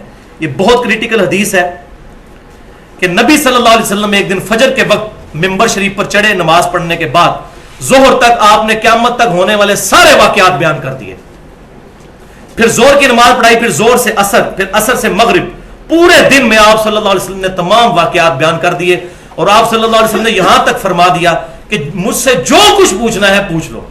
تو کہتے ہیں دیکھو آپ صلی اللہ علیہ وسلم کو اللہ تعالیٰ نے ہر چیز کا علم عطا فرما دیا, اس لیے تو آپ فرمایا جو پوچھنا ہے پوچھ لو. اور یہ حدیث آدھی بیان کرتے ہیں آؤٹ آف کانٹیکسٹ. صحیح مسلم میں اس کے 10 طرق کم از کم ہیں. انٹرنیشنل نمبرنگ کے مطابق 6113 سے لے کر 6125 تک پورا ایک چیپٹر ہے کتاب الفضائل چیپٹر میں کہ کثرت کے ساتھ سوالات کرنے کی ممانعت. اصل میں کچھ لوگوں نے نبی صلی اللہ علیہ وسلم کی نبوت سے فائدہ اٹھاتے ہوئے آپ صلی اللہ علیہ وسلم سے عجیب و غریب سوال کرنے شروع کر دیے اپنے دنیاوی معاملات کے اندر. اب نبی کا کام یہ نہیں ہوتا. جس طرح ادھر بھی لوگوں کو کسی بزرگ کے پاس 10 جی میرا بیاہ کدوں ہوئے گا, چلے جاتے ہیں نا, میری شادی کب ہوگی. اس قسم کے سوالات اس وقت کچھ مسلمانوں میں منافقین گھسے ہوئے تھے, انہوں نے نبی صلی اللہ علیہ وسلم کو تنگ کرنا شروع کر دیے. تو آپ صلی اللہ علیہ وسلم ایک دن جلال میں آئے اور ممبر پر چڑھے. مسلم میں یہ میں نے حوالہ بھی دے دیا, 10 طرق موجود ہیں, وہ ساری احادیث پڑھ کے دیکھیں. آپ صلی اللہ علیہ وسلم ممبر پر چڑھے اور آپ صلی اللہ علیہ وسلم نے جلال کے عالم میں یہ خطبہ دیا, اور آپ صلی اللہ علیہ وسلم نے سارے یہ قیامت تک ہونے والے حالات بیان کیے, اور پھر فرمایا جب تک میں اس ممبر پر کھڑا ہوں مجھ سے جو پوچھنا چاہتے ہو پوچھ لو. اب یہ شرط لگا دی, جب تک اس ممبر پر کھڑا ہوں. کیوں؟ اللہ نے آپ کو کھڑا کیا تھا, جیسے حتیم میں کھڑا کیا اور بیت المقدس دکھا دیا یہاں پر آپ صلی اللہ علیہ وسلم سے منافقین کی ایلیگیشن دور کرنے کے لیے فرمایا ممبر پر چڑھیے، جو سوال پوچھیں گے اللہ تعالیٰ آپ کے دل پر القاء کرتا چلا جائے گا. اس میں الفاظ موجود ہیں. اور صحابہ کہتے ہیں کہ ہم لوگ زاروں قطار رو رہے تھے اور ڈرے ہوئے تھے کیونکہ حضور جلال میں تھے. تو ایک صحابی کھڑے ہوئے، انہوں نے کہا یا رسول اللہ بتائیے کہ میرا باپ کون ہے؟ عبداللہ بن حذافہ. دیکھیں کتنا بڑا سوال اس نے کیا، کوسچن آف ڈی این اے. کوئی نہیں بتا سکتا. آج تو چلے کوئی سائنٹیفکلی کسی حد تک کوئی اندازہ لگا لے، اس وقت تو نہیں. تو آپ صلی اللہ علیہ وسلم نے فرمایا تیرا باپ حذافہ ہے، یعنی وہ جو ان کے والد تھے وہی والد تھے. ان کے بارے میں لوگوں نے مشہور کر دیا تھا یہ ولد الحرام ہے، معاذ اللہ. اس طرح ایک اور صحابی کھڑے ہوئے، انہوں نے بھی سوال کیا. پھر سیدنا عمر رضی اللہ تعالیٰ عنہ کھڑے ہوئے اور گھٹنوں کے بھل حضور صلی اللہ علیہ وسلم کے سامنے گھٹنے ٹیکے اور کہا رضیت باللہ ربا وبالاسلام دینا وبمحمد نبیا. ہم اللہ کے رب ہونے پر راضی، اسلام کے دین ہونے پر راضی، محمد صلی اللہ علیہ وسلم کے نبی ہونے پر راضی ہیں. یا رسول اللہ ممبر سے اتر آئیے. پھر آپ صلی اللہ علیہ وسلم ممبر سے اترے. آپ صلی اللہ علیہ وسلم جلال کے عالم میں منافقین کے اعتراضات کے جوابات دینے کے لیے، اور فرمایا جب تک میں یہاں پر کھڑا ہوں. اس میں امپلائڈ ہے کہ اللہ تعالیٰ، اور اس میں آگے الفاظ بھی موجود ہیں کہ آج جو اللہ تعالیٰ نے مجھے آبزرویشن کروائی آج سے پہلے کبھی نہیں کروائی تھی. اللہ کی قسم میں نے جنت اور دوزخ بھی بالکل اپنے سامنے دیکھ لی. تو اس میں بتایا جا رہا ہے کہ آپ صلی اللہ علیہ وسلم خود کہہ رہے ہیں مجھے آج ایسی آبزرویشن کروائے گی جب تک ممبر پہ موجود ہوں، جو مجھ سے پوچھنا ہے پوچھ لو. یہ بالکل اسی طریقے سے جیسے فرمایا بیت المقدس کے معاملے میں کہ بیت المقدس میرے سامنے کر دیا جب تک میں حتیم میں کھڑا تھا. یہ حدیث ہے جس کے اوپر ساری کی ساری بدعقیدگی کھڑی کرنے کی کوشش کی گئی. میں نے اس کی اپروپریٹ الحمدللہ جو سلوشن ہے وہ بتا دیا. چھٹی حدیث صحیح مسلم کی، وہ میں پہلے بیان کر چکا کہ نبی صلی اللہ علیہ وسلم نے غزوہ بدر کے موقع پر مقتولین کی اشارے فرما دیے تھے، کل یہاں لاش ہوگی فلاں کی، فلاں کی یہاں ہوگی، فلاں کی یہاں. 7ویں حدیث صحیح بخاری میں جو بھی پہلے بیان ہو چکی کہ غزوہ موتا کے موقع پر آپ صلی اللہ علیہ وسلم نے لائیو کمنٹری کئی سو میل دور سے دی کہ اب زید شہید ہو گئے، اب جعفر شہید ہو گئے، عبداللہ ابن رواحہ شہید ہو گئے، اب خالد ابن ولید اللہ کی تلواروں میں سے ایک تلوار رضی اللہ عنہم اجمعین ان کے ہاتھ پر اللہ تعالیٰ نے فتح دی ہے. 8ویں حدیث صحیح بخاری اور مسلم کی متفق علیہ حدیث، وہ بھی میں پہلے بیان کر چکا. غزوہ خیبر کے موقع پر فرمایا کل اس شخص کے ہاتھ میں جھنڈا دوں گا جو اللہ سے محبت کرتا ہے، اللہ سے اور اس کے رسول سے، اور اللہ اور اس کا رسول صلی اللہ علیہ وسلم اس سے محبت کرتے ہیں. اور سیدنا علی کو وہ جھنڈا ملا. اور مسلم کے الفاظ ہیں حضرت علی کے فضائل کے چیپٹر میں کہ میں پوری زندگی سیدنا علی پر رشک کروں گا کہ وہ جھنڈا اس دن علی کو ملا اور مجھے نہیں ملا. تو وہ اللہ نے فتح دی. 9ویں حدیث بخاری اور مسلم کی متفق علیہ حدیث ہے.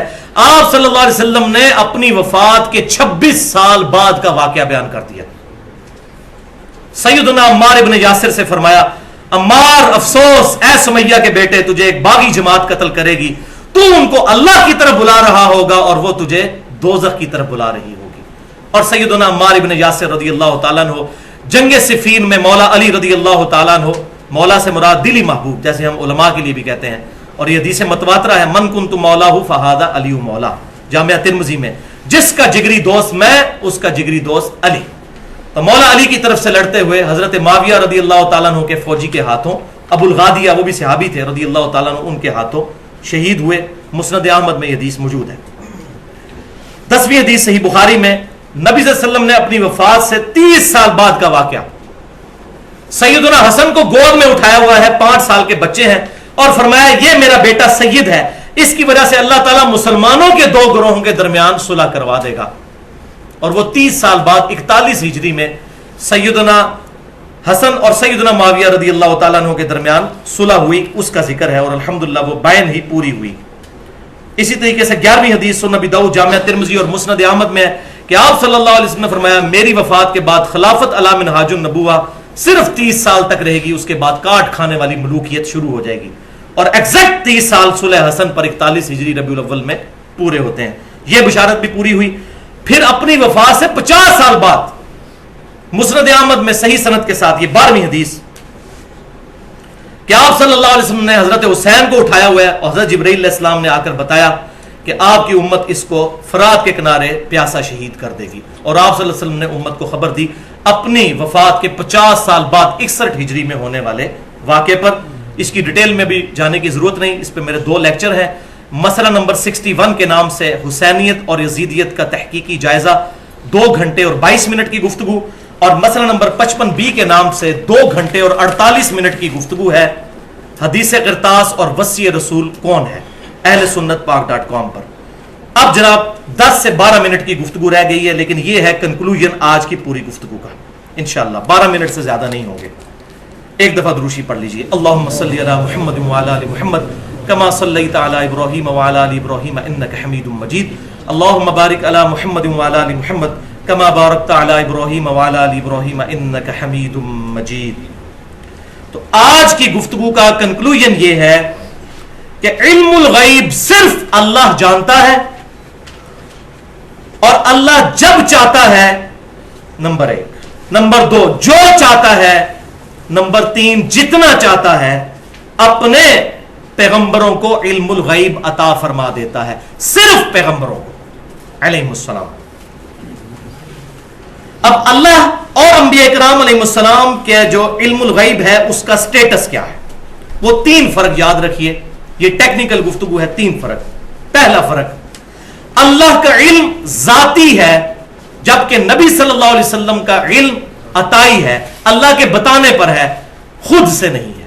نمبر 2، اللہ کا علم لامحدود ہے، جبکہ نبی صلی اللہ علیہ وسلم کا علم محدود ہے، جتنا اللہ نے بتایا اتنا پتا ہے، جیسا کہ قیامت کا علم نہیں بتایا اور آپ صلی اللہ علیہ وسلم نے خود کہہ دیا کہ میرے پاس علم نہیں ہے۔ باقی ہر چیز کے بارے میں نہیں کہنا چاہیے کہ نبی کو یہ نہیں پتا تھا، یہ نہیں پتا تھا، جو واضح ہو جائے اس کے بارے میں آپ وثوق سے کہہ سکتے ہیں۔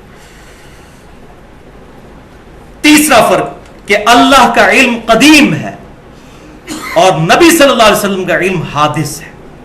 یہ علم الکلام کی ٹرمز ہیں، علم الکلام کو سمجھنا ہے تو اپنی نوعیت کی منفرد گفتگو میں نے 50 منٹ کی ہے، مسئلہ نمبر 41 کے نام سے، نور من نور اللہ وحدت الوجود اور علم الکلام، وہ اہل سنت پاک.com پہ سنی جا سکتی ہے اور دیکھی جا سکتی ہے علم الکلام کے حوالے سے۔ قدیم کا مطلب یہ ہے کہ اللہ کا علم ہمیشہ سے ہے، اور حادث وہ چیز ہوتی ہے جو ہمیشہ سے نہ ہو بلکہ وجود میں آئی ہو۔ تو نبی صلی اللہ علیہ وسلم کا علم ہمیشہ سے نہیں تھا، جب سے اللہ نے بتایا تب سے ہے، ہمیشہ سے نہیں۔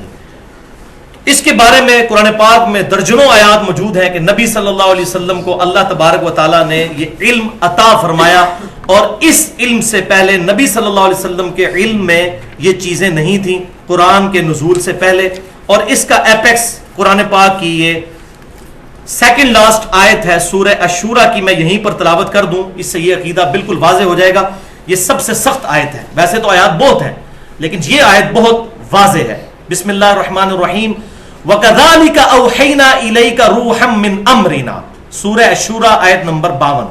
اے محبوب صلی اللہ علیہ وسلم، بالکل اس طریقے سے جس طرح میں نے پہلے پیغمبروں کی طرف وحی بھیجی، آپ کی طرف بھی میں نے اپنی طرف سے وحی بھیجی۔ ما كنت تدری ما الکتاب ولا الایمان، اس قرآن کے نزول سے پہلے نہ تو آپ یہ جانتے تھے کہ کتاب کیا ہے اور نہ ایمان کی تفصیلات آپ جانتے تھے۔ بیسک ایمان تو ہے، پوٹینشلی تو ہر نبی پیدائشی طور پر ایمان والا ہی ہوتا ہے اعلان نبوت سے پہلے، لیکن اس کی ڈیٹیلز نہیں اس کتاب سے پہلے۔ ما كنت تدری ما الکتاب ولا الایمان، اس کتاب کے آنے سے پہلے آپ نہ تو کتاب کا علم جانتے تھے نہ ایمان۔ وَلَكِنْ جَعَلْنَاهُ نُورًا نَهْدِي بِهِ مَن نَّشَاءُ مِنْ عِبَادِنَا، بلکہ اللہ تعالیٰ اپنے بندوں میں سے جس کو چاہتا ہے اس کے لیے وحی کے ذریعے یہ علم آشکار کر دیتا ہے، جیسا کہ آپ صلی اللہ علیہ وسلم کی طرف کیا۔ وَإِنَّكَ لَتَهْدِي إِلَىٰ صِرَاطٍ مُسْتَقِيمٍ، اور اب بے شک آپ بھی لوگوں کو ہدایت کے راستے کی طرف، صراط مستقیم کی طرف رہنمائی کرتے ہیں۔ الحمدللہ، تو آپ صلی اللہ علیہ وسلم کو بھی اس کتاب سے اللہ تبارک و تعالیٰ نے کامل ہدایت تک پہنچایا۔ جبلی بیسک ہدایت تو پیغمبر کو ہوتی ہے، لیکن اس کتاب کے ذریعے آپ صلی اللہ علیہ وسلم کا علم اور یہ تمام کی چیزیں بتدریج جو ہیں وہ کھل کر سامنے آئی۔ الحمدللہ۔ اب اگلی دفعہ جو گفتگو ڈسکس ہونی ہے اس کے کانٹیکسٹ میں میں بس آخر میں ایک حدیث بیان کر دوں۔ یہ حدیث ہے صحیح بخاری میں، اور یقین کریں میں حدیث بیان کرتے ہوئے ڈر رہا ہوں، بالکل عقیدہ کلیئر کرنے والی۔ صحیح بخاری 7018 نمبر حدیث، کتاب التعبیر چیپٹر میں، خوابوں کی تعبیر والے چیپٹر میں۔ ڈیٹیل تو انشاءاللہ خوابوں اور کشف کی اگلی دفعہ ہوگی، اور یہ کتاب الشہادات چیپٹر میں بھی صحیح بخاری میں موجود ہے۔ 7018 نمبر ہے کتاب التعبیر کا طرق صحیح بخاری میں جو میں بیان کر رہا ہوں۔ ام الاعلی رضی اللہ تعالیٰ عنہ کہتی ہیں کہ عثمان بن مظعون رضی اللہ تعالیٰ عنہ ایک بوڑھے صحابی تھے، ان کی میں خدمت کیا کرتی تھی، بڑے نیک صحابی تھے، ان کو موت آ گئی۔ جب ان کو موت آئی تو نبی صلی اللہ علیہ وسلم ہمارے پاس تشریف لائے، تو میں نے عثمان بن مظعون رضی اللہ تعالیٰ عنہ کے بارے میں ان کی میت کو مخاطب کرتے ہوئے کہا، اے عثمان بن مظعون، اللہ آپ پر رحم فرمائے، میں اللہ کے حضور گواہی دیتی ہوں کہ اللہ تعالیٰ نے آپ کی بڑی عزت افزائی فرمائی ہے۔ تو نبی صلی اللہ علیہ وسلم پاس کھڑے تھے، آپ نے فرمایا تجھے کس نے بتا دیا کہ اس کے لیے بہت عزت افزائی ہے؟ حالانکہ صحابی تھے، کہنے والی بھی صحابی ہے۔ تو صحابیہ ڈر گئی، انہوں نے کہا اللہ کی قسم یا رسول اللہ میں نے اپنی طرف سے ایک بات کر دی۔ پھر آپ صلی اللہ علیہ وسلم نے اس پر ایک جملہ بولا، آپ صلی اللہ علیہ وسلم نے فرمایا کہ عثمان بن مظعون اپنی موت کے ذریعے علم الیقین کو حاصل کر چکا، یعنی آخرت میں پہنچ چکا، میں بھی اللہ سے اس کے لیے خیر کی امید کرتا ہوں، لیکن اللہ کی قسم حالانکہ میں اللہ کا رسول ہوں مجھے نہیں پتا کہ اس کے ساتھ کیا معاملہ ہوگا، تمہارے ساتھ کیا معاملہ ہوگا اور میرے ساتھ کیا معاملہ ہوگا۔ اب ذرا شیخ عبد القادر جیلانی رحمۃ اللہ علیہ اور باقی صوفیاء کو فٹ ان کریں ذرا اس کے اندر۔ وہ کہتے ہیں جی وہ کھڑے ہو جائیں گے، جی معین الدین چشتی صاحب کھڑے ہوں گے جنت کے دروازے پر اور پکڑ پڑ کے مریدوں کو اندر کر رہے ہوں گے، ادھر صحابی کے بارے میں، اب اس کے بعد ام الاعلی کا عقیدہ، اور آج کے بعد ہم بھی اپنا عقیدہ صحیح کر لیں اور ان بدبختوں کو بتائیں جن کے عقیدوں میں خرابیاں آ چکی ہیں۔ اس کے بعد ام الاعلی کہتی ہیں اللہ کی قسم میں نے اس دن نیت کی میں آج کے بعد کسی کے مرنے پر کوئی پازیٹیو اس طرح کے کمنٹس نہیں کروں گی کہ بڑا نیک آدمی تھا، اللہ کو پتا۔ اسی لیے میں کہتا ہوں داڑھیوں اور پگڑیوں اور شکلوں سے دھوکہ نہ کھائیں، اتنے بڑے بڑے بدماش ہیں جو اپنی شکلوں کے ساتھ دھوکہ دے رہے ہیں لوگوں کو۔ کتاب و سنت کو حق مانیں، میری بات بھی اتھارٹی نہیں ہے، میں ہر چیز ریفرنس سے بیان کر رہا ہوں، میں تو زیرو ریفرنس الحمدللہ کتاب و سنت کا ہے، اس کے بہاف پہ ہم کانفیڈنٹ ہو کے کہتے ہیں ہاں یہ حق ہے۔ وہ اپنے آپ کو حق نہیں کہہ رہے ہوتے، کتاب کو حق کہہ رہے ہوتے ہیں، سنت کو حق کہہ رہے ہیں، وہ تو ہمارے امام کا تقاضا ہے۔ اس میں اگر ہم ڈاؤٹ فل ہوں گے پتہ نہیں ہے کہ نہیں ہے تو خود ہی بے ایمان ہو جائے۔ ام الاعلی کہتی ہے میں بڑی غمناک ہوئی تو پھر میں نے خواب دیکھی اور مجھے خواب میں جنت میں ایک چشمہ دکھایا گیا اور بتایا گیا کہ یہ عثمان کا چشمہ ہے، عثمان بن مظعون رضی اللہ تعالیٰ عنہ۔ ایک وہ ہے جو خلیفہ راشد ہے عثمان بن عفان، یہ وہ نہیں ہے۔ تو میں نے نبی صلی اللہ علیہ وسلم سے اس خواب کا ذکر کیا تو آپ صلی اللہ علیہ وسلم بھی خوش ہوئے اور آپ نے فرمایا یہ عثمان کا عمل ہے، یعنی آپ صلی اللہ علیہ وسلم نے تصدیق فرما دی کہ ہاں اب یہ خواب کے ذریعے جو تجھے خبر دی گئی ہے یہ حق ہے۔